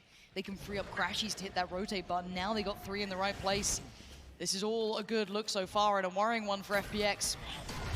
Might at least note maybe 1, maybe 2 here from this. So they know the rotations come in. 40 seconds now, and FPX got to make it count. Utility invested, back of the site. Zipan gets down, crashes, but it's all good trades. FPX sweep the site.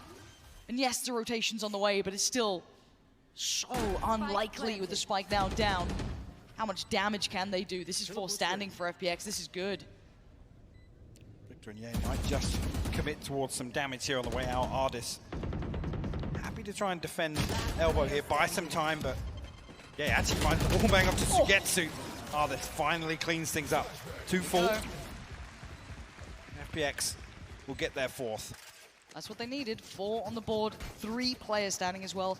Keep the availability of rifles as best they can coming through. This site here was just so well constructed. We see the utility. The FPX know exactly the corners they then have to clear. Once they swing out, Nice, well done. so well coordinated. That's the expectation here. Well, FPX can really lean on that in the attacking half if they're even given the rounds to do so. It's still not like they're coming up against a weak Optic here yet. That money's still enough in place so they can fashion together a good purchase. And again, they're happy to be a little aggressive. Test the extremities, test FPXs in their default, which is one of their strongest suits. It really is. Good to know how far forward they decide to go with this, because Victor's outside showers right now, and an awkward engagement. But Victor will actually come out of that with the showstopper. Do a little bit of chip damage to Ardis as well. Removing that shield down to 62 HP. Beacon down. And Crashies should hear that. Getting confirmation with the flash as well. And FPX are testing everywhere. Yeah, they are. There's no quick commitment. They still got a lot further to go. They certainly do. It's 45 seconds here, and there's no progress towards either side as Ye is re-exploring short here, Lauren. He's still got the TP as well. This is on knife's edge, though. Xiao on the other side. This guy's been a phenom for the side, and that's Xiao again. Cracks it open. The opted to try and deny the quick progress, the springboard off the back, and they try and shore up the defenses of Optic. FPX are at the door. Marv says goodbye to Angel and looks to do some more damage. You can see them waiting patiently. Showstopper comes out. Oh, and it's just Victor with 1. I thought there was more to follow, but for now it's FNS creeping in the back lines. Flash comes in, he eats it, but Zipan is so vulnerable, and Xiao can only defend so much here. And now Sugetsu needs the spike, and he's actually going to be able to get it back in hand. No way. How's he gone away with this? The plot to follow. Oh, they're trying to close the gap as fast as they can. Run, boy, run. Oh, for a second he almost got the gun out, but Crashies will take them to 12. And the timing on the orbital strike as well. I mean, Ye's aggression towards short perfectly timed. But Marv allowing that reposition, allowing them to get a much tighter hold on site. Don't allow any of this progress on the back of finding Ye. There's almost a total fumble here with the team flash. Enemy remaining. Also just a little off with the Viper's bit here. Not sure if Sugetsu assumed that was going to cover across towards default, but maybe just a slight miscommunication here.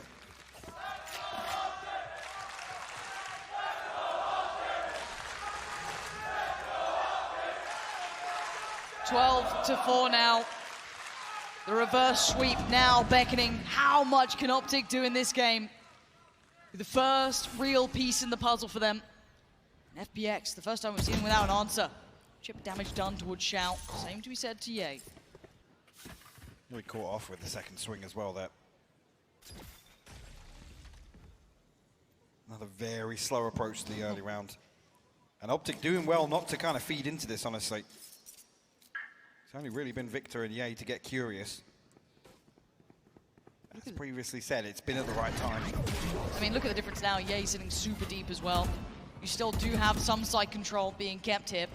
Have to give away the most of it though. Sugetsu gonna crack it open. Marv on the swing, gets absolutely bodied by Ardis. Victor, only good for 1 this time. Plant gonna come in, and there's still 4 on their feet here. Ardis probably not far from it either. There's 5 back up and standing. This is gonna be a miracle round. It ain't gonna happen. FPX on the shutout as Crashies might just try and cut his losses. All right. And yeah, just gonna be looking to save that weapon. But for now, FPX flexing a little. A little bit of a reminder of the danger this team has. Don't get comfortable. Don't rest on those laurels, because any window of chance in that scoreline can get closed in on. I come back to a point from earlier, right? It's not as if they can do this every round with the null command, so expecting a little more depth in terms of approach here from FPX. Because OPTIC, they're not entertaining it. They're not feeding into this default, which is FPX's win condition. Yep. Being given all this map control and being able to really have a say in both of these sites. Yeah, bread and butter for the side.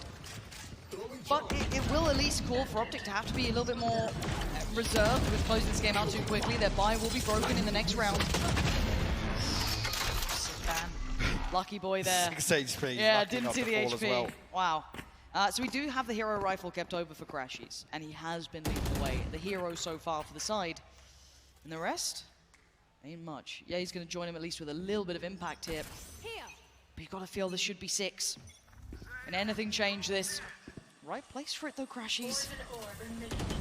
Oh, this could be scary. That's by his side. Dealing with the early utility, and look at the difference in pace now. Crashies giving away the game. Does he have to keep his life? For now, for a moment, he keeps breathing, but Zipan looking to try and do the damage. He's so blind! He couldn't see a thing! And the trade is good enough for now. Victor goes down short. Oh, FNS! Charges in! Takes out Artist, and they're putting up a fight. Marv got a rifle, and Ye's still standing, and the HP is low. Xiao is not giving this up yet. And it all comes down to Ye now. There's 1v3. Plant should be coming in. And this should be immediate death. Takes Sugetsu. Good Xiao.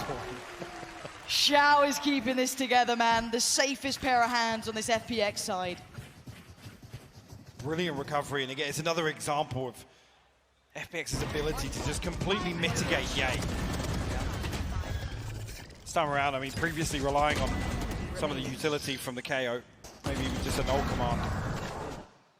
But this time around with Ye showing so much presence towards A. A little switch up here. Zipan to lead the charge with the showstopper. They find themselves their 6th. Now you start to get a little worried. If FPX can build upon this now and OPTIC start feeling the pressure. It's 2 back-to-back.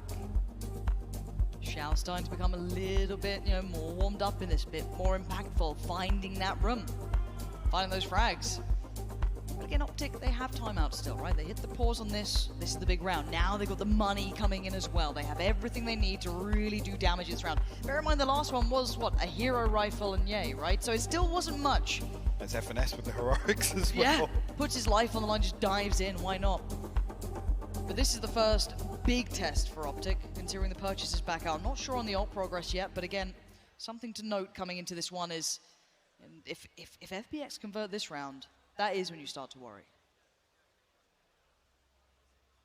We'll have to see how the ultimates do light. OPTIC only have the Viper's Pit to work with in 2 big ultimates in terms of site executions here for FPX, and that's why they're stacked up a little more so here. Going to try and catch OPTIC off guard. Got the orbital strike to complement this as well. And it might be pacey. FPX not known for the pace, but let's see how they look with it. A new fit, a new look, and Zipan plucked from the air. Victor outdoes him this time. And they're ready for that next wave to hit. Ye prepared, but it's Angel to get the best of him. Victor trying to pick up the slack there. Ult comes in, they got to clear the area. Xiao ready to punish anyone. Until then, Ye holds the ground. It's down to Artist and Angel. And Ye is not relenting. They want this map over with. They want the best of 5. They are not down, and they are not out yet. OPTIC, hold on. That means we start looking at going the distance. Fracture now on the horizon. And OPTIC finally woke up. A sigh of relief. Here on Bind. Again, able to stabilize, looking much more comfortable. Not allowing FPX to get away with the freedom they've had previously. And again, I'll come back to the same thing. Crashies and Victor really stepping up here, especially after that map 2 on Icebox. A total contrast. They've broken the curse as well, picking up a map like that in that fashion as well. It was convincing. And even just that mental game of knowing, okay, I've gone over that hurdle. We can actually do this now. Fracture on the horizon, one of the maps that really defined OPTIC as a team. This is where things can get interesting. You can see a different look here. Maybe a little reminder of who they are and what they can do. No slouches in Reykjavik. Looking much more alive here in Copenhagen. After what was such a stark contrast to the beginning, FPX, those first 2 maps were swift, Mike. They really were. Yeah, maybe just a blip along the way here, but can OPTIC now actually build upon this? I was talking about kind of having to come out split swinging, having to then come out on Icebox swinging because of the result on split. And here, they made very few mistakes. And that was very prominent in the previous match, which, like I said, it was OPTIC falling apart in the mid-round, not really having that benefit of the reaction, catching FPX off guard, which so often is something we talk about with OPTIC. Well, they just got to do it for a couple more maps, Mike. I want this to go all the way, so I'd love to see this tie up at 2-2, but Fracture is going to be coming up pretty soon, and I don't know where I'd put that one, honestly. Some of the best scenes we've ever seen from OPTIC were on that map, but then tell me that FPX haven't looked insanely good there. But that's not for us to tell you, that will be for the desk after this break. The curse has finally been broken. OPTIC, they've managed to take a map off of an EMEA team, but the job is far from done. I am back on the desk with Jess, Doug, and Sideshow. You guys had faith in OPTIC on Bind, but did you have that much faith? Because that was a little bit more dominant than I expected. Yeah, I mean, FPX have looked decent at it recently, so I thought it would be a bit of a close map, especially with their form in this series so far. But I think OPTIC have just put on the same level of domination we saw in the prior two maps, and that sets us up wonderfully for the rest. Yeah, I think it's a world-class Bind performance. We know they come into this tournament very good on the map, and you see it reflected. The interesting thing, too, about Bind is, about OPTIC is it feels like for this entire tournament, either they win real big or they lose real big. They have not gotten into this, like, heavyweight, like, slugfest that's going into overtime, crazy things like that. It just has felt like this is what we've seen with OPTIC this entire tournament run. Yeah, and I'm looking forward to the fact that not only are we in a little bit more familiar territory, I mean, we said there were wishy-washy maps. I forgot your term already there, Doug, but yeah, Tossy-uppy. Tossy, turny, uppy, whatever he's got there to throw at it. We're now in a little bit more known territory, which is interesting because we're getting to the latter parts of this best of 5 now, and it's an opportunity for OPTIC to really grab this by the reins. Yeah, I also got to do Angel dirty a little bit in a moment because he did tweet something a long time ago. 2020. Yes, long time ago, before we even had the international tournament masters. I think we're going to throw the tweet up in a second. She's been sitting on the seats for years. I know. I mean, the replies in this tweet is what gets me if you guys want to go and find this. But as Angel said, I feel like top NA Valorant teams will win something around 4 rounds maximum versus top EU teams. If they win both. This was 2020. And the kicker is there's no date stamp. Yeah, no. He tweeted this 5 minutes ago. This was so long ago that Wardell was responding to it like he was the competition. That's how long ago we're talking. But the rivalry's been going deep at this point, and OPTIC have finally won a map.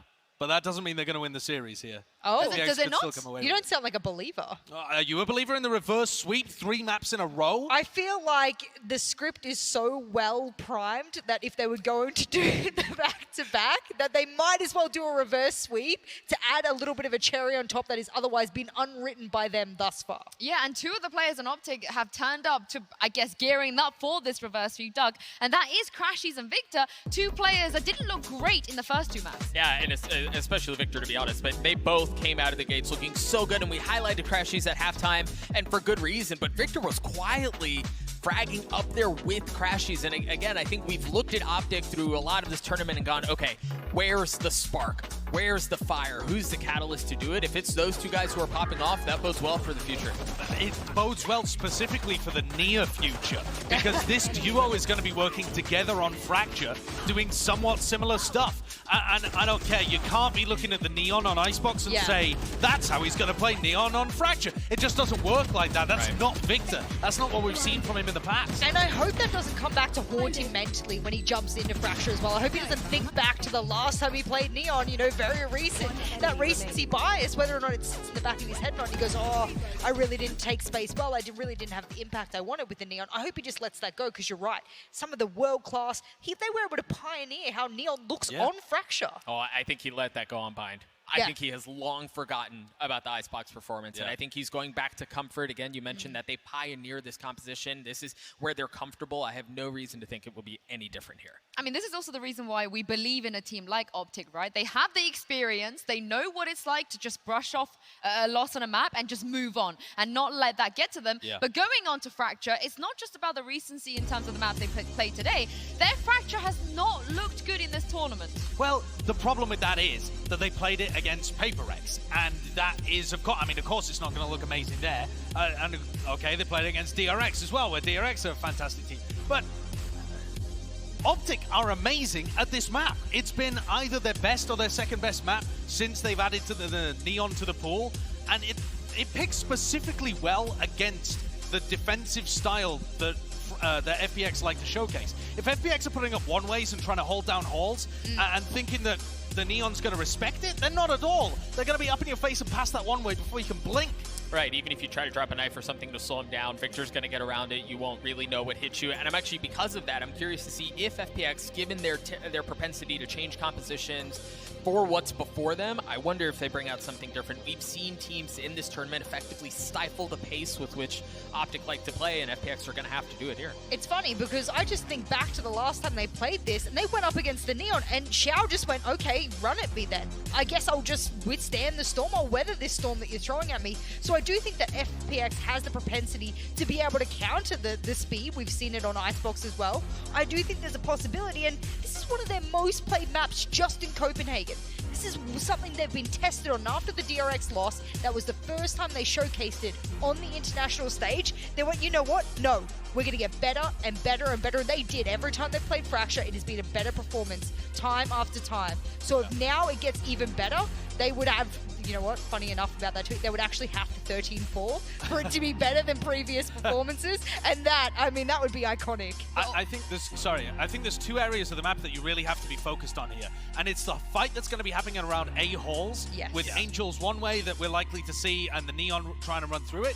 And the other side of things is if Ye decides to play like a bait play there, they can react push from Dish. And so either way you slice it, OPTIC should have opportunities once they get onto the attack side. I also love those shots of Doombrass we just saw where he has a copious amount of notes on his desk. Like his entire desk is just covered in preparation. He's probably come up with against OPTIC, and then particularly on this map, we are into the Prime Gaming Agent select here. And again, both of you guys have mentioned already how much these teams like to play here, and Doug, surely no changes, right? They're just going to go at it with their best, most comfortable comps. Yeah, I wouldn't expect it, at least on the side of OPTIC.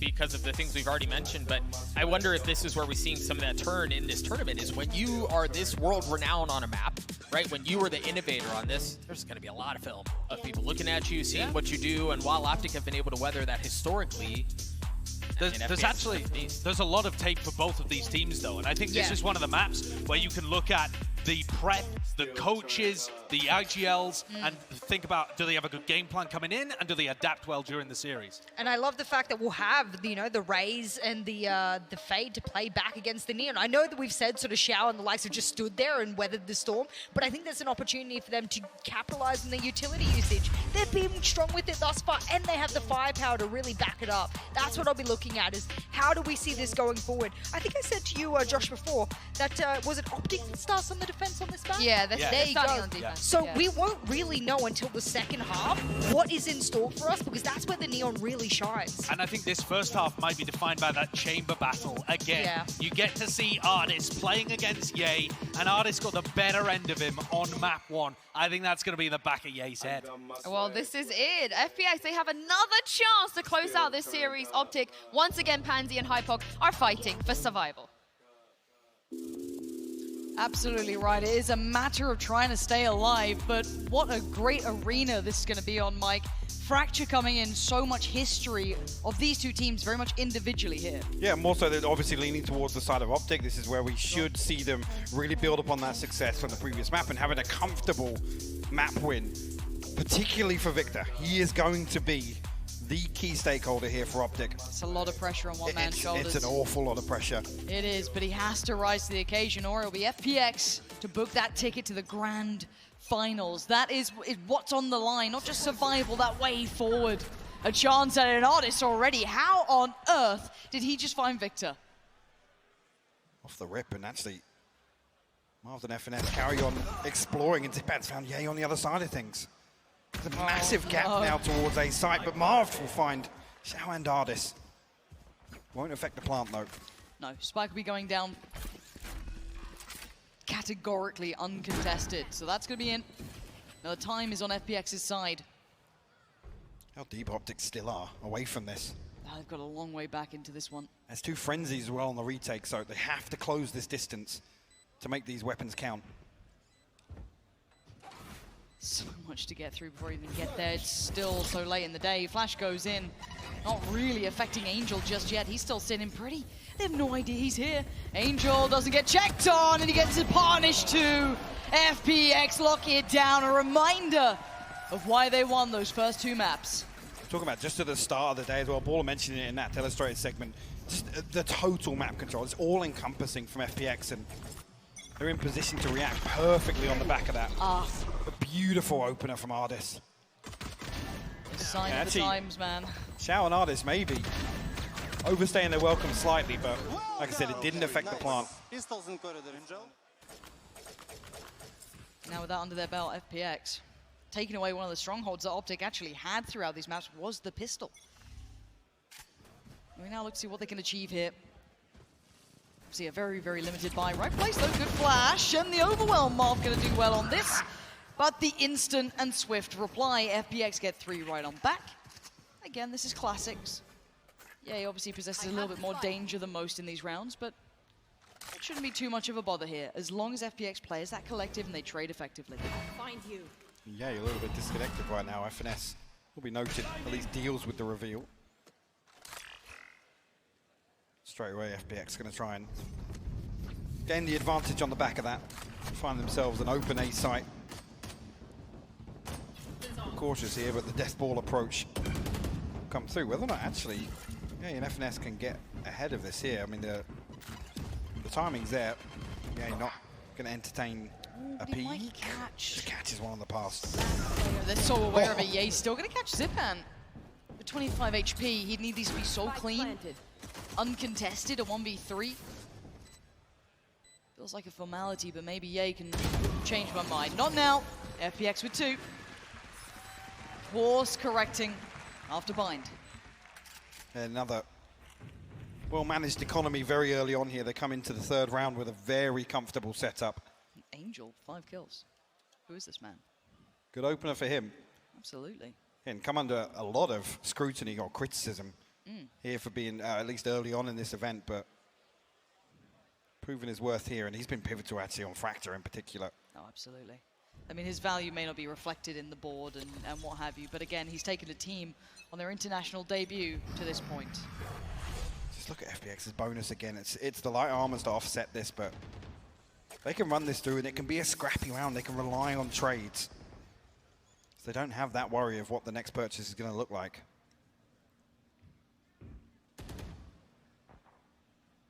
Yeah, double stack here towards Arcade. Yeah, we'll take contact from behind boxes. Eye on the dry swing here, actually. Angel nearly catching him.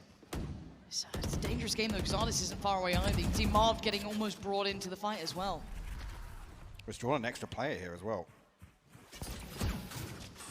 Not too much of a bother considering that Victor did take space on the other side of the map. FNS with him as well, but again, they'll start feeling a little isolated. I have this spike. Spike now retrieved. Heading back over towards Dish and progressing towards A potentially. See, OPTIC curious to explore here. You see Victor digging a little deeper. Rock in a hard place for these two. Somehow they're going to try and win this out. Zipan's going to unleash, take the side control, probably going to send it, doesn't get it. No damage either. And actually it's Victor to try and progress. The 1-for-1 trade out, but it's Ardis to tip it in their favor now. FNS in the worst case scenario, surrounded in all fronts. Yekor sleeping, wakes up quickly, and Angel gets put to bed. Xiao from back behind the lines, Ye on the trade, and it is Brawly. You said it at the start, and you were not lying. Crashies and Ye trying to combine on this, because look at what's on the side. Ardis tucked in. Got Xiao falling away. Superstar players against them now. Ye doesn't get the shot he wanted. Xiao revealed position. And denied! Ardis, though, makes a stand. It's the 1v1. Ardis against Ye. I feel we're going to be saying this a lot this map at the very least. And Ardis takes him down. And the 3-0 lead here for FPX. A comfortable position for the repurchase as well. OPTIC have the tour de force to rely on. At least early on, FPX back in the driving seat here. Spike planted. The free adjustment here from Ye. Beautifully done, actually, to even make this possible. One enemy remains. A little too much time eaten up as well. Would have been so difficult towards the end there. Look at the emphasis again. FPX, they're just like, they're the kings of the North on Fracture here. They love pressuring towards Arcade and Dish. If you look at some of these early kills as well, Victor being punished on that very first time of things. Now Ye starting to be denied any sort of space. Gets in your head. FPX really setting the tempo and tone early on. Not going to allow OPTIC what they want in this game. And Art is so aware of what Crashies might have been up to.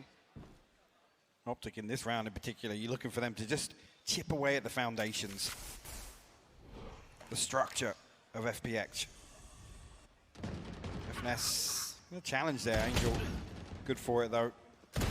Victor and Marved, last two standing. Victor, a Bucky in hand. Now I feel like it's not going to go well. I feel like Victor is not going to have the best of times around this corner. Solid. Oh. No!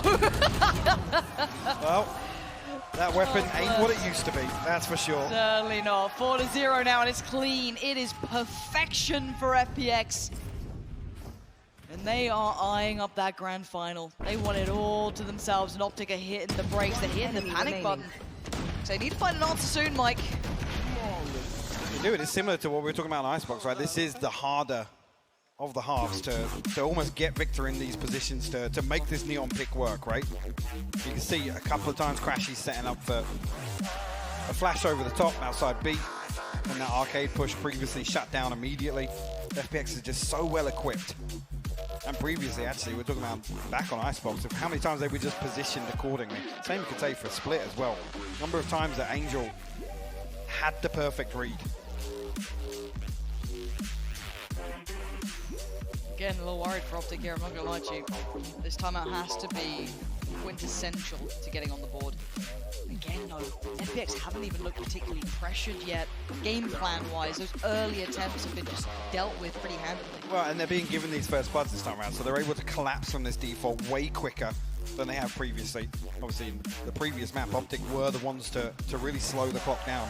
And FPX, you're almost egging them on, begging them to do something different, but this time around, they're being given these opening engagements and they're going FPX's way. And at 4-0, OPTIC need to start now if you want a game out of this one. FPX regaining that structure and control that slipped out of their fingertips on Bind. But Fracture looking far more refined. We have Ye with that operator out. Maybe a difference maker, maybe something that can do some damage here. But again, FPX like to turn things up after the back of a timeout. A lot of attention towards this north side. Victor marked early on, the snake bite forcing him back as well. This early pressure from FPX, and they almost anticipate the second half of this where somebody else is going to be swinging. But Marv actually loses out on that one. How is this happening? Angel is just getting them for free now. FNS wanting in, wants to do some damage. Oh, he's playing such a dangerous game, so precarious. Such a knife's edge already. And Art is starting to turn the screws as well. The pressure's starting to be felt towards this B site. Pinched in, Crashies. Doesn't get what he wants, information not found. Trying to set this fault line up for potentially Victor to go exploring. But look where Ye's got to. He's tucked up right on this trap. Angel's out of there. Spike on the way, but you're right, Ye. He's stuck the oh no, well. Ye had no idea. Zipan's there, and Ye's gone, and now the floodgates are open. A is looking vulnerable. The closest player to it, FNS. And already utility invested to deny any sort of impact he could have. Angel barely breathing, but still standing, gets put down. That's one. Need a whole lot more, though, because the plant's coming in. FPX playing as a pack here, readdressing where FNS just was. Two players on the other side. This flash maybe tee up Victor, closing the gap. Can he get close enough? By flashed up, slowed down. Oh, he still wins his fight, so he gets 2 falls. But now the post plant has 3. Look at Ardis. He's so late in this lurk. Ardis, this is nastiness. The 2 players have no idea that he's here. That's 1. The second of 8, and Crashies.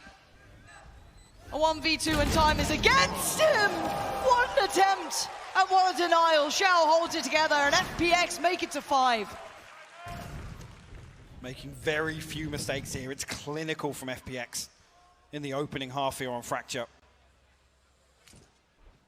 Ultimate's just about coming online now for OPTIC, but it's in a round where the purchase isn't going to suit it.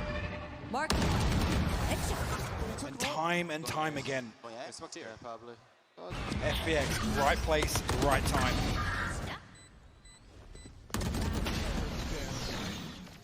We crashes, finding that first one instantaneously. There's more aggression here from Optic. Victor trying to make use of the ultimate here. They're doubling down on him, but Zipan's already taken away Marv. Victor looking alone. He gets overwhelmed. And FPX are just annihilating Optic. Everything they're trying to do is being just torn asunder. And now you're left at the scraps. That was really what you're trying to bank on to do some impact early round. And it's been just torn apart. A stinger, a frenzy. Yeah, he's a headhunter. All that's left to work with here. FPX, again, they don't risk overindulging behind this early advantage they've created.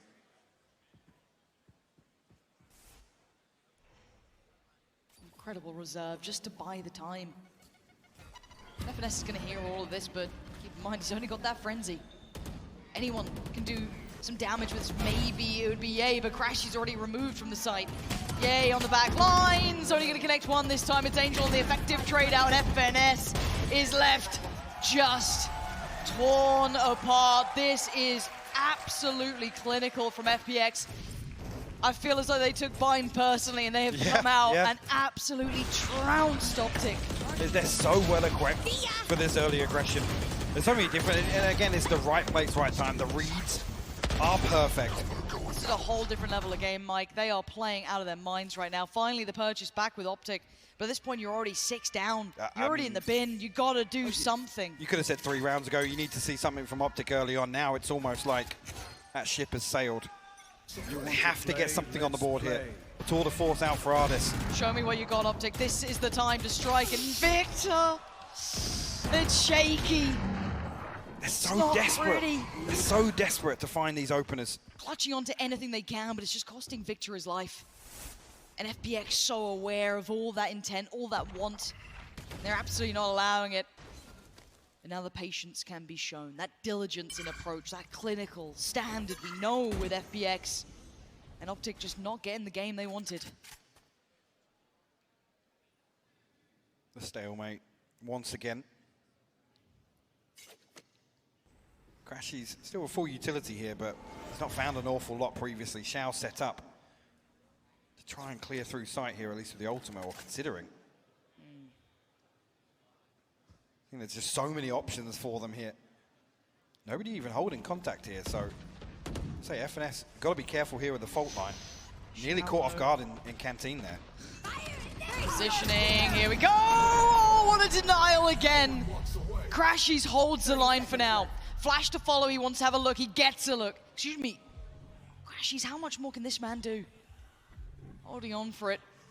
And actually, FPX having to second guess themselves. They're running out of time, Mike. They've got 20 seconds. And another. Whoa, oh, but Zagetsu? You're gonna kill him, are you? That's unreal. 10 seconds out. They're still trying to make a go of this one. It's FNS. Spike. Oh, FNS finds Ardis, turns on a dime, and time is everything. Where is that spike? It ain't in hand. Yates needs to stay alive. The plot is too late. He can't do anything. Yay, gets to live. And Optic get 1 on the board. Oh, he finds it. Again, just a moment's miscommunication there. Both of them needed to swing through and prey on that trade onto the operator. I mean, Xiao was desperate to look for it.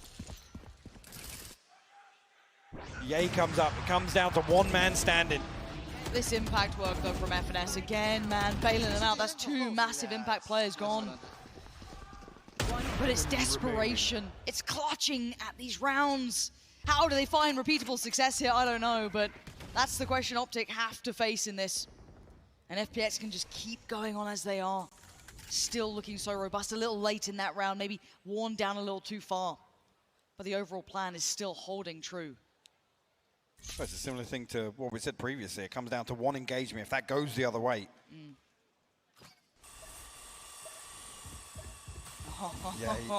El Diablo. If only he knew. If only he knew. No. If only he knew! Oh! He got Zipan! Oh, and he got Angel! I cannot believe what we just saw! How does he do it? from the depths of hell, he takes 2 with him, but it is 3 still alive from FPX. Sugetsu, Artist, and Xiao are not done yet, and they're on the site. Spike to hand, and Artist trying to ward them away. Crashy's lingering close by. I have the spike. Let's drop the spike. There we go. And now Sugetsu ready to challenge towards tower if anyone dared deny the plant. Not the case. Plant now down, and a 4v3 to try and play this one back through after heroics from Ye. Backstab Artist here. There it is. You're absolutely right. Artist known for being behind the wire. Crashy's on the clear. And Sugetsu, not this time. Marv's there. OPTIC finding form here off the back of one of the most incredible individual plays I've seen yet. Ye, how did that happen? What the hell was that? Show me it Ye? back. Show me it back right now. I mean, it's a brilliant approach as well. Oh, FPX yeah. is looking to, Angel's just looking to get down and dirty Look at with this. it. And he gets away with his life. The flash is perfect from Crashies. Up on CT, up on CT. What was that from Ye? Again, if that's what OPTIC need, just a couple of rounds like that to get it back in. I mean, 4 standing from the previous. Now they have a little bit of breathing room. Maybe just the fuel to the fire, right? Maybe that is it. Maybe that's the spark that brings OPTIC to life here. A reminder of who they are. Again, not known to just bow down and go out. Known to never lose twice. Always come back in a game.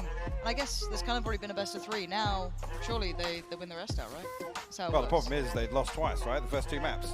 Yeah, but that's not how it works. I'm not superstitious. No? No. Unless? Unless. Well, let's again look at this outside of this. Say, I don't know, we had FNS having big impact, we had Ye having big impact. Repeatable success, the most annoying phrase, but we have to talk about it. Overall, FPX still looks solid. I don't know if there's an answer yet. We have to see what they have in mind here. Well, it's interesting to see here. It's almost like OPTIC now are leaning on slowing it down a little bit. I did see Victor with an operator in hand, which would imply he's not going to go exploring. So this is definitely an attempt here by OPTIC to almost hedge their bets, have an operator on both sides, and rely on FPX slow these contact clearances that FPX are known for, and rely on these operators finding value. That's a new look. Double operator out and about. As you noted, one with Ye, one with Victor. There she's now. There's a little peek. No one on the other side just yet. But again, we know the timing and the tempo that FPX will play to. And there's the first contact. Marv, dangerous game. Zipan wanted it as well. Yeah, he was ready to swing on that, but does he expect this? This fight is a little out of the ordinary. But Victor gets to be as mobile as possible. Have a little look around, show presence when he needs to. It's not noted just yet. No. No idea what's been waiting. But on the other side of this will be Ye, will be FNS, the 2 players who've stepped up for OPTIC, who've denied FPX that build on the other side. And look at this. So much danger around this corner. Ye does give away the position of at least his operator. Out. I'll leave FNS here. How much? How much did he get? Oh my god. Oh, he almost made a meal of it. He still gets Angel. He needs help here. He needed it a minute ago, but Ye fell as well. Xiao got Ye, reading the support system en route, but still, Victor's alive. They don't know about this other operator, but does it matter at this point? Marv trying to deny the spike on the cross. Good positioning. Oh, he just misses the timing and punished by Sugetsu. Victor on the jump bop. Artist now down. Victor still looking. Flash comes in. This is unthinkable, surely a 1v3 with an operator at this point. No, wait. Oh my god! He gave it everything! He gave it everything, but it does not matter. FPX still get the round. What was that shot? Landing the wallbang through default. A beautiful attempt here. Yeah, FPX just looking so well equipped in these slow burn rounds. I mean, thank God for Zipan. Who's got this? Thank God for Zipan. OPTIC calling a timeout once again. And this, round 10, 7-2 the scoreline. They're going to be tapped out financially here.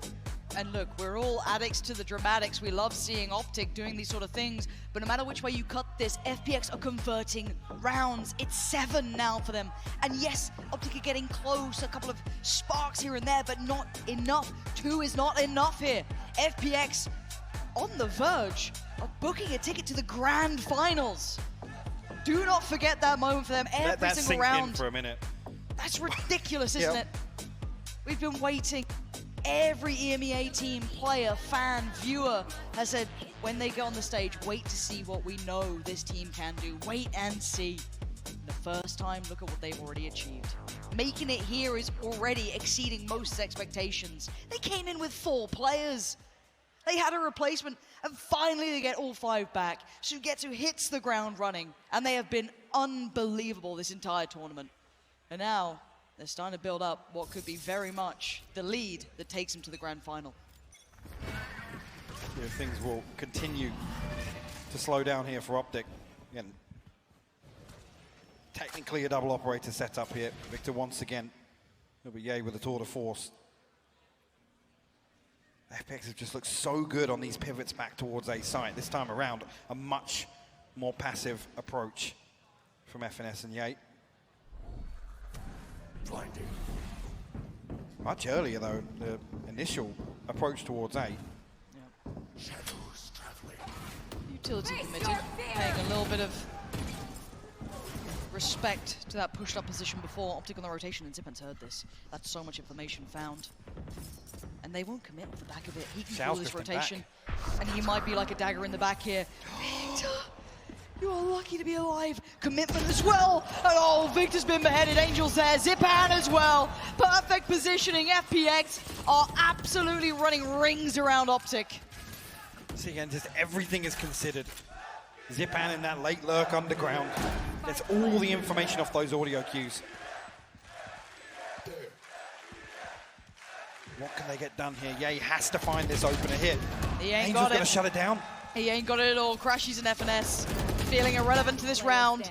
One goes and FNS just has to back away. This is emergency break times. This is problems. FPX are looking large and in charge, Mike. Everything. They committed towards that A piece with full intent until those audio cues were heard. Those steps of the rotation, instantly they turn on a dime. And the TP is perfect from Angel, just to draw one member back towards tower, and then still wins the engagement. Doesn't even wait for Zipan. You see it's completely catching OPTIC off guard. Guess we'll find the first here, at least a consolation. Just trying to keep hold of that rifle. He has to, He doesn't. It's 8-2 now. You said nails in the coffin. These rounds are starting to look like OPTIC's funeral here. Barely any cash to play with. Not finding answers or impact. They went to the double operator, expensive to its core. FPX might have just broken OPTIC. the round. Again, going to throw a Spectre in here. Got Victor on the ultimate, the Rolling Thunder here, but not going to be invested early on at least. FPX just, it's a carbon copy once again. This early round map control. Crashes noted on the shoulder peak.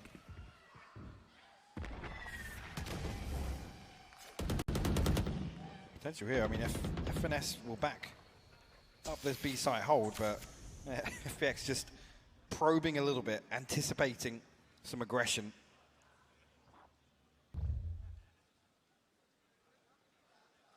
That sense of dread starting to build, though. How do you get into the right place here? Oh, there's still going to be a nuisance over towards this B site. You can see the rest, 3 of them, excuse me, 4 heading towards A. And put it all into the lap of Ye. Maybe Victor if he gets there in time, but FPX are reading this right. They're reading this so perfectly. Pulling these rotations, a little bit of contact here and there. They are in the minds of OPTIC. And it's all on Ye. One man. How much can one man do? It's not the perfect start he wanted. And now you can see them just closing in. That's a good kill. But it's only Zipan. There's a lot more coming. The flood of FPX is here and they've taken the site by storm. Frenzy, Spectres, nothing pretty left. Angel tries to get out of it. Sugetsu still with the punish. Pop of the ult from Victor. He wants in. He ain't got in. Crashes, how much can he do? Not enough. Again, Marv now 10 seconds left. Feels like the impossible situation. HP a little low on Angel to say the least, but the plant's in. And it's only a Spectre. And it's Ardis waiting. It's Ugetsu on the cross and Angel on the site. Spots one, takes him down low. With a swing from the rest, Ugetsu was never gonna let it slip. FPX making it to 9 now. And OPTIC watching their chances slip away. Just haven't had a say in most of these rounds. FPX able to slow things down. And now OPTIC almost terrified of any early round aggression. How'd you pick yourself up after you've been just backhanded every time they've gone for it? No one particularly having an outstanding game either. Yay, 10 to 10. I mean, Victor, 4 to 10. There's been minimal impact though. Yeah. That's the thing. Yep. And on the other side, Angel leading the pack. Zipan's there, Ardis there. They're all doing their valuable work. Early information found. What are you going to do with it though, OPTIC? Because FPX, they feel like the machine that can't be stopped. Destined for the finals, but Ye has something to say. Gonna find one, gonna find two. Gets down Ardis as well. Where's that come from? And suddenly FPX scatter. Angel slipped the net though. Oh no. Angel behind the lines. Gonna spot FNS, takes his time, takes a second, pause for thought! Marv's head just gets rolled to the floor. He can TP and get the spike as well. Spike can be collected, but look who's patrolling in that area. Yay. Yay, Yay, Yay's watching. Not today. Close that door, get out of here. Spike back in hand though. And that's been retrieved. That's a plant coming in, but crashes again. Do they expect this? No, but there's layers to it to get to with a trade for Victor. It's still a 2v1. And Zipan, this guy's been good on this map before, but he wants one of these two. He's got 40 seconds to play with. He's got time to maybe isolate a fight, but now Victor and Ye playing together. You may not get what you want anymore. Might get the time on his side. Maybe that's all he'll get. Plant comes in, and they're trying to play together. The duo, Victor and Ye, up against Zipan. Not a great deal of utility. And not much of a peek either. Ye quick to it. And again, Mike, it's 3 for OPTIC, 9 for FPX. I don't know if there is a chance in this. They've given themselves a window, but it ain't much. FPX looking like they are ready for those grand finals now. Barely call it a lifeline. Barely. I mean, it relies a lot on OPTIC doing exactly what we've seen previously. But Ye's ears must have been burning. Talked about no impact. Opening up here with 2 massive kills and so quick for the final on Zipan. Yeah, this second half, they've got to dig themselves out here, Lauren. Or FPX go to the finals. Either way, I'm pretty happy, but Analyst Desk, what have you made of this incredible half? 4 rounds is what FPX need. They've teed themselves up so well throughout this game. Every single player having impact, denying OPTIC on one of the strongest maps that we saw from them in the past. How much more can OPTIC do, though? Is there still fight in them yet? Is there life to be drawn out, or is this it? Will they whimper away from this lower final? And let FPX carry on forward. This pistol round means so much. Look at the early read as well. You got Ardis tucked up. Inside A main, Shao already considering this rotation, but 3 members of FPX committed to this B site hold very early on. Right there. The flash comes through, that's going to be the indicator. You know, Angel looking to actually challenge this. The paint shell going to slow things down. Angel's got himself tucked inside that smoke, and Sugetsu doing exactly the same thing. Oh, it's FPX! 3 to 2 on the trade out here. Not done yet, but look at the HP. Victor and Crashies barely breathing. Swiftly dealt with by Sugetsu. And Crashies staring down the barrel with 10 HP and a dream. The dream looking dead right now. Double digits for FPX right off the rip. They want this done. They want the finals. And they might just be getting them. See here what the decision making is for OPTIC. Sugetsu and Angel both doing fantastic work here. I mean, the second onto Ye, beautifully done. And Victor maybe just a misconsideration. Sugetsu already waving him off the stage. Minimal investment here for OPTIC. Be a light shield, a frenzy, couple of bits of utility to work with. The crowd knows it now. Realizing that we're just moments away, potentially. 10 rounds, you're so close. Then OPTIC starting to feel that dread creep in. So much work cut out in front of them. They want to make a go of this. Absolute Stunner of a shot from Ye. But he needs 4 more of those. Maybe just 2. Maybe saw him waving. See, well, the next step of the plan is actually the re-clearance through towards A-Main. Actually, we're going to isolate one, but Marv's there to clean things up. And 2 follow-up kills here. Shao will respond. The side cross should be made. I don't know if it's uncontested. Victor should be able to get there. Waiting for the smoke to fade. Trying to be that smoke criminal himself, but Artis and Shao somewhat locked out of this round. And a little bit of an uncharacteristic round from FPX to kind of try and get that tempo change mid-round, go for that aggressive play. Again, got to keep that composure if they want to make it through to that final. Teleport's ready. Ye, first contact here for Artis potentially.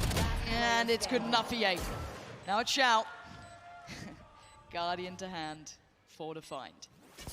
Ah, the flash is good. Shao looks absolutely cooked here. They're putting everything into it, it's good. OPTIC, they see a chance, they take it. With nothing in this round as well. And again, actually the re-clearance towards A-Main is perfectly timed. We may be just underestimating how deep the progress already was. It's given OPTIC a bye at least, you know, not on like match and series point. If you wanted the finest of margins to hold on to, that round could be it for them. But it can't stop now. And FPX still looks so deadly. Every single one of them. And look at this bike coming out. A couple of rifles here and there, but it's weird and it's wonderful potentially. Victor trying to pick up that pace and take space. On the other side, Marv waiting. See if he can spot potentially Artis, Angel, anyone who dare try and make some progress towards his side. Artis. Did he note this? Well, now, there's the response there from Marv and FNS. But again, look at the early round utility that's burnt up from this composition of OPTIC. Oh, yay!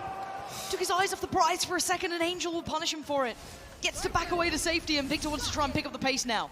Try and get it on the side, do something, just draw their attention away, because that's not where the spike's going. Look at who's on the other side, though. It is still going to be Shao here. Trying to stay quiet, trying to stay cautious. Crashy's great play. Shao's still offside, though, and he's got a bucky. He's going to be noted here. They're going to find him. Victor's cut off rotations. They've got to find him. He's got FNS. He's still doing damage. He's trying to buy time for rotation. Do anything he can to stop this. And they're hesitating. They've given him just about stops him from that swing. So now, everything should calm down here. It's 2. Sugetsu, yes, he's got the rifle. And he's got a freebie! Victor caught creeping out! A second noted as well. That's not good. And whereas Artis in this just about making it through as well, starting to clear himself. They don't quite know where that final player is. A good guess though, but Marv does well to hold on to it, punishing Sugetsu. Artis trying to close the gap. The flash is there, and so is Marv! It ain't over yet! 5 now for OPTIC, 2 staying alive, rifles kept in check. And that pop flash from Crashy's once again doing damage, making sure the round can be secured. FPX, man, they gave it a bloody good shot. But it's another big round, though. This is the next big challenge, Mike. Coming back into this, FPX still will be able to get a bye here. It's not like they're coming in with nothing. This is the one that has to be clean from OPTIC. That's the one FPX bring weapons into. Sugetsu, one off the Viper's pit. Shao, one away from his ultimate.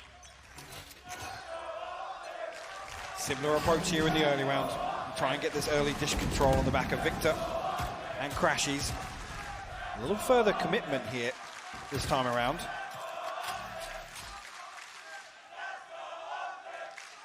They're starting to believe. OPTIC waiting. Ult invested. Path created and a quick dispatching of one. Victor gone. Shao even to find Crashies. Shao is the final boss. Pulling 3 to their grave, leaving FNS and Ye standing. Should be able to get a plant from this though. Spike down. Where are they? Where is Ye in this as well? They've got to do something so dangerous. They've got the cross watch. Ye has to commit forward, but Artis already ahead of it now. The timing is everything. The spam comes in. Ye swings it. He gets one. Oh, an Angel with the trade. It's 11 for FPX. The buy by their side. They do as is required. Diffuse comes in, and that will be 11 now. FPX so close to those grand finals. So close they can taste it. There's only 2 weapons Xiao again, man. This first onto Victor, then finds Crashies on the re-swing. And still adjusts to greet the other side of this. And credit to Angel as well, timing those one-ways perfectly, knowing that Xiao has that freedom to fully challenge towards drop.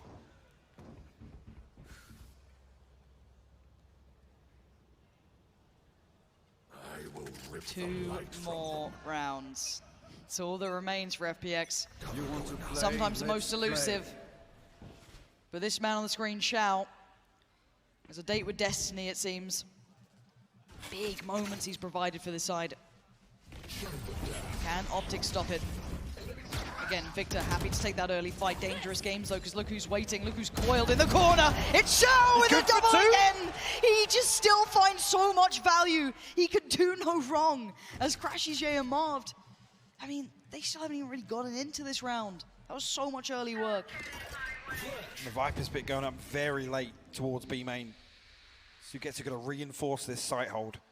He's got Artist there to complement it as well. No pressure through Arcade just yet. It's OPTIC. Look to regroup now towards drop. Yeah, it'd be Angel, I believe there. Zipan not far off either. I didn't realize as well, yeah, he's popped this tour de force. And they're broken the next round if they lose this. It's all in. It's all in on this. And again, they're holding the cross. They're watching that drop down. That's what it's going to be. And a missed shot from Ye. Heartbreak. As Angel now waiting to do more damage. Going to buy more time. 30 seconds here. Rotations are on the way. You can see Sugetsu getting his running shoes on. Angel trying to watch that cross. Spots one. He goes down though. Marv still keeping hope alive for the side. And Zipan caught the second. Goes down as well. Marv. He's refusing to relent. And now a 2v2. Artist and Sugetsu finally creeping towards the side, but they're still tucked here. OPTIC don't know where they were, how far away they were, and Marv wants to try and readdress the space. Just missed the timing, oh, Marv! Artist punishes it, and it's all on Crashies in a 1v2. Can he deny the 12th? Or is it inevitable for FPX here? Sugetsu closing in Artist, trying to find the timing right here. Crashies gets one. Oh, and Artist will get them to 12. FPX pulling it back together. The signs of hope being extinguished from OPTIC. And those finals are calling FPX's name.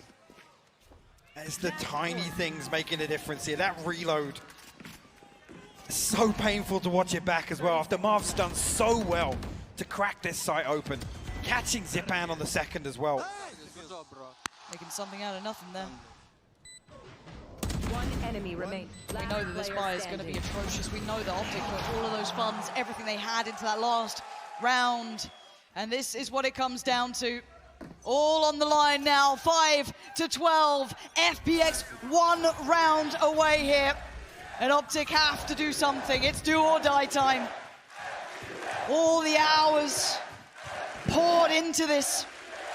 1 minute and 25 seconds to define it. His early probe once again. Artist going to try and counter that now. Ye, actually good for this time. Finds the opener. Sugetsu. Try and reinforce this here. Does he swing out the smoke? Ye finds the second as well. Beautiful work. And now 3. Angel, Xiao, Zipan. Where you going with it? What are you going to try and do with it? Because OPTIC are on the way. 4 of them playing as a pack towards that B site.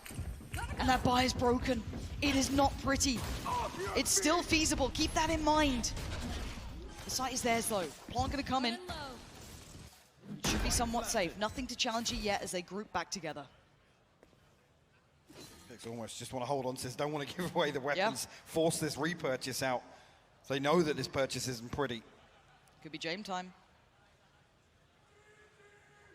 It's the first time, and it's key to know as well the timing now for Artist to start exploring outside B main. Ye delivers here in a crucial scenario.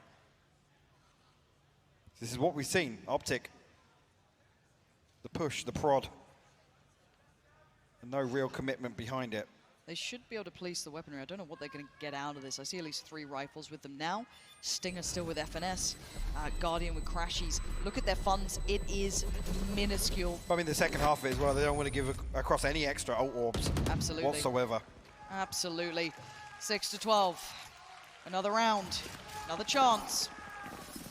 And another buy they have to try and pull together. Little bit more substantial this time, Mike. They've got a little bit more to work with, but it's still not much, and they need something like this to happen so often. And yeah, it was such a great read there to check for that second player. The timing to look back in that direction as well. Now, With all that said, though, even with those 3 rifles, we're not seeing them particularly force around this yet either. We've got Sheriffs coming out, Classics, and you're right. They really do not have to. They've got rounds to play with. They've still got Artists without Headhunter if they need it, if they want to lean into things. So again, not far from a good buy. And OPTIC have a chance. Could be 7. Could be.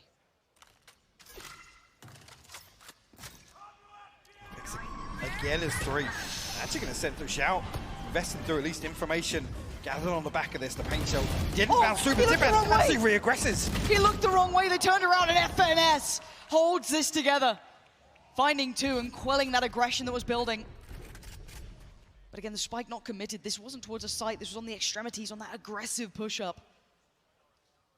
Yeah, trying to clear back through by Dish, committing a little further. There is 2 on this site. Gotta be careful now. Yay below him. Excuse me, Artist below him. Shao as well. Vast majority of the FPX side are here and waiting. They're committing back to the Shao.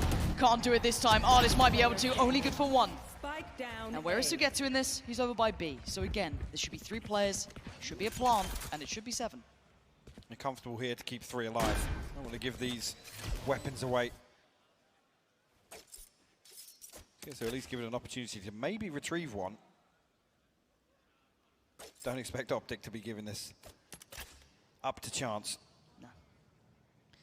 Need to make sure there's no risks taken here. It's a matter of literal survival. Sugetsu, if he does get a bit of damage done, anything, be perfect. Crashy's drifting this way. Gotta be careful, Crashies. It's a lot to lose. And timing's everything. Sugetsu on the other side. That's a rifle gone. And a rifle picked up for Sugetsu. So a nice little upgrade for him. He'll take that and he'll get the hell out of there. See how it sits. Zipan should just be on the brink of a showstopper. He's actually got it online here. See, he's so eager to actually re-aggress this. If the paint shell had bounced a little deeper, I could understand it, but getting a little bit disjointed with that first swing.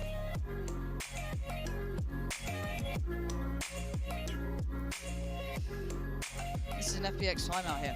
Hitting the brakes enough that they want to talk through things. These 2 rounds back-to-back for OPTIC have sent enough of a signal that they want to make sure this doesn't get out of check. Because if you get towards that, like, 8, 9, it does build up, and you know, when the money could swing, start to see a little bit more life out of OPTIC, but it's only 1 round that FPX need, Mike. We'll see here if, again, on the back of the showstopper, FPX do want to counter this. They've almost read very well into OPTIC's early intention towards Dish. They're able to kind of mitigate that risk very early on and still then have the benefit of a 3-man stack towards A. And not too often are we seeing them rely on the one-ways towards A main to really get early control there. And again, I think actually Victor is the reason for that. It's much more difficult to make sure you can benefit from that one-way with somebody being able to burst so quickly. And then behind that, obviously, the utility from FNS and Crashies. See here is OPTIC, heavily set up outside arcade. Yay, the counterpart here. Let's go. Not actually, Zipan's got a little space to go exploring here. I don't know if he can get behind this execution. This is dangerous. Keep in mind, Angel's been good for it, as is Ardis. This time they have to respect that early interest, though, from OPTIC. Falling away a little bit. Angel re-exploring. And I wonder if he gets a glimpse from up there. He's not backing away from this just yet. Oh no, the timing could be everything, and Angel gets the 1-for-1 trades. The site's now somewhat open. Ardis, curiosity, starting to peek here. Has a little bit of a look around. Sees nothing just yet, but he knows that tower is compromised. Lovely flash. Forces him away. Now the site could be available. Zipan's so close, though, with the showstopper. Just waiting for this plant to come through. I think OPTIC know it. They also have the paint shell for the combo with Shao. Let's see if it does any damage here. When here it popped. Yay still trying to hold it, show some presence. There it is, popped, but finds nothing. Plant goes, oh, the shot through the smoke. They found it with a fadeaway. Zipan, as if you got that Crashies on the knees. And now, Yay, you gotta go big or you might just be going home. 2 players on this corner, though. Plant is in this time, and he doesn't know what he's got to do, but it's got to be huge. The trades are there. It's on Marv, it's on Victor. It's a 3v2. And Marv does the cross. He's looking for this one.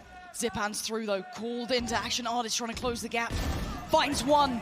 Life in them yet, an even situation here. Zipan going back around. It's all but over. Xiao the one to do it. And FPX will make it to the grand finals. The tallest task, the hardest route against all odds. FPX have done the unimaginable. And what a performance today across this series. The recovery factor. OPTIC, again, only really present in 2 of these maps. A little flat from them today, but sure. FPX, man, when they were in the driving seat, it just looks so comfortable for them. And this has been the urban myth, right? This is the FPX we've talked about for so long. Finally realized here. There were whispers of this team, rumors of what they could be. Summoned into existence, the old gods that we talked about for so long, and you finally get to see it in front of your own eyes, and it is beautiful to witness. It is wonderful to watch. And OPTIC, they gave it a damn good go. They closed the gap as best they could in this map, but it felt like destiny had a place for FPX in this game in the grand final. It really did. I can't echo that enough. And again, just coming back to some of these key players for FPX. I mean, Sugetsu, Xiao, Angel even today, really over-delivering. I mean, again, 5 first bloods here on Fracture. Matching, go toe-to-toe with Ye in terms of openers here for them. And Heartbreak for the OPTIC gaming squad. A great matchup, though. Wonderful to see both sides. Again, I feel like OPTIC, they'll bounce back. We know what they can do, but the men there in front of you, FPX, they deserve all of the credit you can give them. They have worked so hard to get here, and not many would have put them in this position, but they've proven they deserve every second of this. And the scary thing, just coming back to something we were talking about earlier, they've just come from strength to strength, series by series, looking better and better.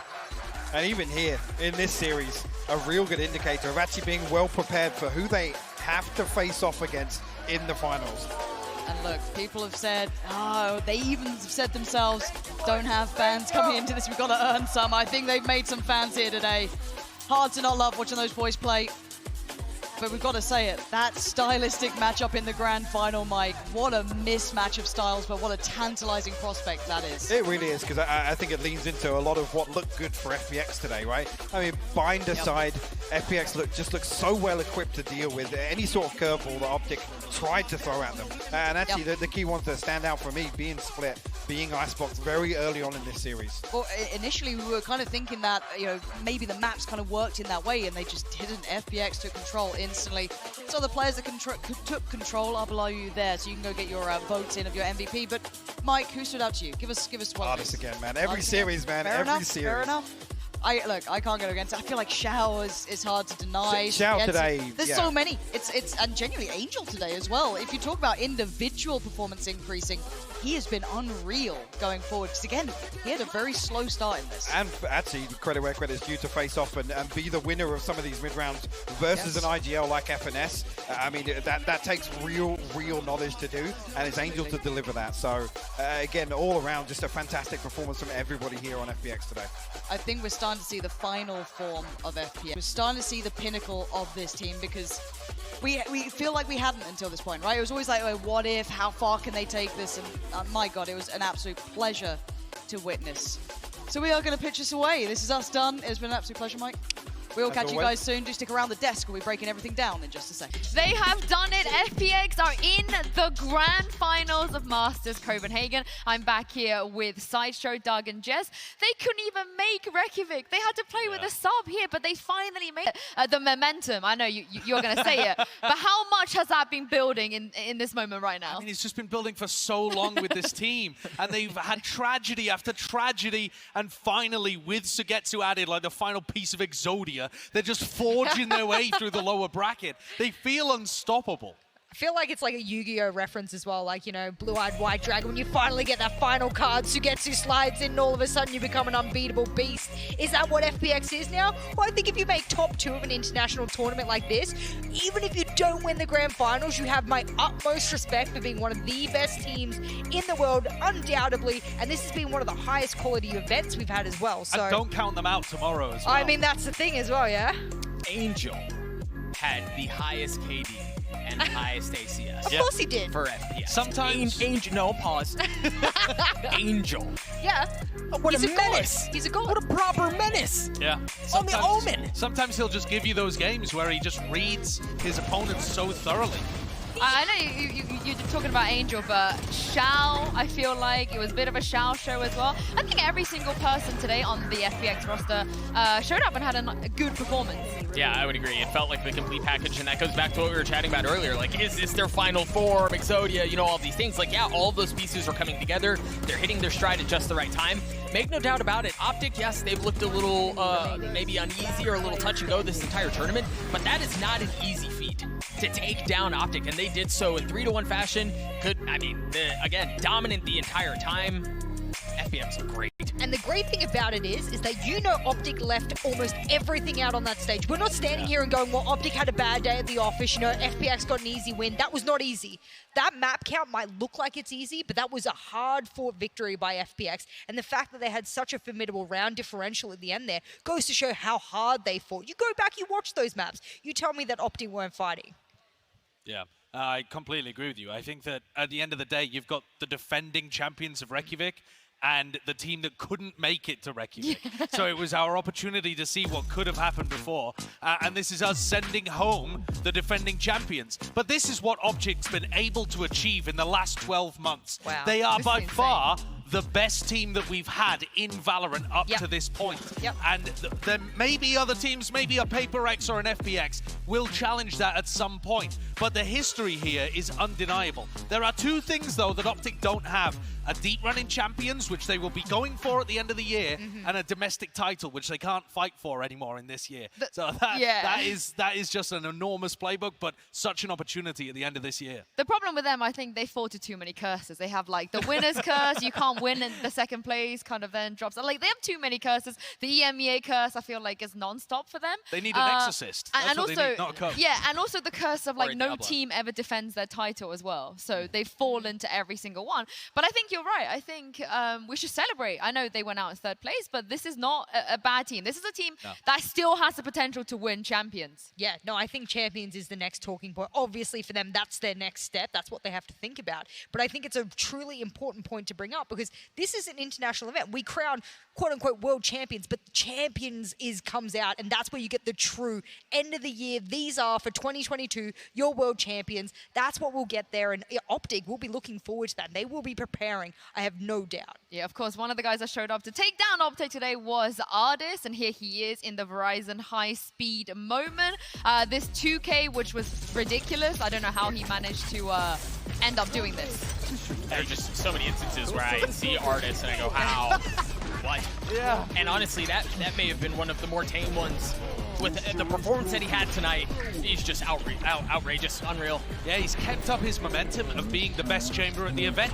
And even when he went head-to-head against Ye, sure, Ye performed really well in the final map, but Ardis led the tempo and performed fantastically in these moments. And he's got the flexibility to go on to other stuff as well when his team needs it. We've seen him playing Jet, we've seen him playing KO Chamber. FPX requires so much of all of their players, and yet they deliver as a system. It works so well. Yeah, and one guy who was at the helm of that system as well is their coach, Doombros. He is currently standing by with Golden Boy for the Verizon post-match interview. Thank you so much, Into. Yes, I am with Doom Bros. Congratulations, man. You guys are going to the grand finals. How you feeling, brother? Thank you, thank you. I feel tired, yes. A bit excited, but mostly just focused, focus on the next game. But well, okay, I did want to, kind of touch that because you and I were talking about it before. How late were you up to last night getting ready for this game? So, we came to the hotel at 1 in the morning, as you would say. And then I stayed up until 4:30 in the night, just watching VODs and trying to at least have some notes for this game. Yeah. And that was it, obviously, the whole morning as well. Yeah. But it's tough when you have a best of 5 like straight after. So yeah, no, of course. Yeah. Because there's no real time.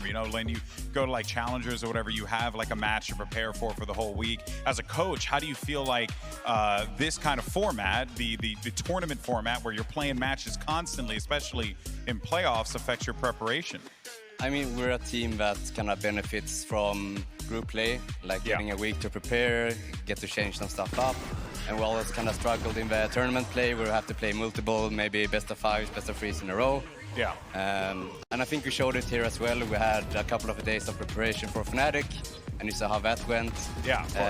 And obviously now for OPTIC, we went in with less preparation, but more just some light preparation, some light ideas, and then more on the flight calls and like doing the scouting in the timeouts and stuff like this. And it worked out. But yeah, it's definitely something we need to upgrade for the future. For sure, for sure. I mean, dude, man, you're out there, one man showing it. You know what I'm saying? It's very impressive. I mean, looking at the time right now, you got a lot of time to prepare for your next opponent, or I shouldn't say a lot, a good amount. Maybe not a 1 a.m. arrival at the hotel. What do you make of this PaperX lineup? Because they seem like they're a completely different beast. I mean, PaperX is a scary opponent. We actually were down in the bar a couple of days ago talking with them, and then he was talking a bit of smack towards them, and we were talking a bit of smack back to us, like who's the best Yoru, you know, Angel gets 5 kills, you know, stuff like this. But I mean, we're just taking it how it is, you know. We just have to have like a good fundamental game plan and like quality Valorant, and hopefully we can beat them, because they're very aggressive, they're very like all over the place. So yeah, it will for sure be fun. I love that team anyway, so I'm just glad. That's fair too, man. Congratulations, bro. Thank you. I'm so happy for you, brother. It's so awesome seeing FPX, the story that they've had up until this point. We'll send it back over to you two, and me and Doom, we're just gonna hug it out for a little bit. Thank you. I'm so glad Doombros brought up the smack talk back and forth, because I was present for that moment, and I distinctively remember Angel saying, "I'm going to show Forsaken how you're supposed to play Yoru." So we're getting Yoru tomorrow? Confirmed? Oh, okay. no. Yeah, no. this is trouble. Oh, yes! This is troublesome. Oh, yes! I will say this, though, for as wholesome as it was, they love each other, blah, blah, blah. Come tomorrow, that's not going to matter. They're not going to care. No. Like, Grand finals, everything on the line. You hold no punches back. And does that mean like Yoru on Yoru? Yeah, maybe. I hope so. We need it. We need it. I feel like we're owed that after this entire tournament. I just have like Bowler in the back of my head screaming, "No Yoru! I was promised Yoru!" And I just think about the fact that we have to get the best of these teams. And from PaperX, they failed when they didn't bring the Yoru on Bind. So I think they've learned their lesson. Just saying. They also dodged picking the Rainer on Haven as well. I really wanted that one, and they just went back to a normal comp. But either way it goes, we're going to have a new Masters winner. And that is so good. We will not have a back-to-back. Nobody who's ever done it before. 2 brand new teams up there in the grand finals. Great to see EMEA back in the final as well. You know, we took a little vacation during Reykjavik. Great to see APAC there for the first time in a True. grand final. That's even bigger. You know I'm a paper girl, so tomorrow's going to be a very difficult day for me. But before we move on to looking at the bracket, we have a HyperX, a reflex play of the match as well. And this was just Victor doing I mean, I'm going to just call this, what is this? Oh, it wasn't that. What is this? It's called the HyperX booty shot, because what happens after this? And there it is. You know, what's funny is we were even talking about, like, wait, that's not Marved with the op or finesse. No, that's Neon. That's Victor holding the op, and he uses it like a shotgun. Didn't scope him once. Yeah. It also didn't work. I mean, that was one of the... it worked, but it didn't work. Sure, those were some of the few highlight moments that they had in a map where otherwise they could feel it slipping away from them. I feel like Boast has set too bad of a precedent. Like, not everyone can op. We need to chill out with that. But we also asked you guys at home to vote for the in-zone player of the match for this series. The votes have been tallied up, and you guys have chosen Shao. I will say that Doug and I kind of rigged the vote a little bit. We did. You did. We both went to Twitter and voted Shao. Our 2 votes were obviously 68.8%. I was like, of everything that came through. Wow. I mean, God. We're really getting bad engagement if you're 2 votes. We wanted to make sure we got in there. Our votes count for more. Yeah, our votes just count for more. Bro, but how do you not look at Shao and go, yeah, bro, like, so many rounds that he single-handedly would win. Like, oftentimes putting the team on his back in situations where they were totally outnumbered, statistically had no business winning a round, and then Shao would be Shao. I think individual raw potential and skill of a player, like if we were to just lay that out in front of us and we had to pick, you know, our top 3, I absolutely put Shao in there without a single, you know, doubt in my mind that he is in there just for individual raw skill and ability. You could probably put him in however many clutch situations, and mind you, he's only blossomed into the beautiful flower he is now in an offline environment. Online, he's pretty good, but he's not as good as he's been here. And that's what you require. Those kind of players that step up and play their best Valorant in the biggest games. That's how you get to finals. Yeah. Well, with that and everything that happened today, we have 2 teams left. We've dwindled it down to just 2 teams. How's your pick'ems looking at home, guys? Because if we take a look at the tournament bracket here, I feel like a lot of pick'ems have been messed up with what's been happening. Not gonna lie, I had Paper Rex all the way to the final, I believe, but I didn't have FPX. It's funny because I promised Golden Boy that if Leviathan made it against Paper Rex in the finals, I would owe him a very, very expensive watch. So he only got 50% of the way there, so maybe I'll give him a plastic watch, a Hello Kitty watch.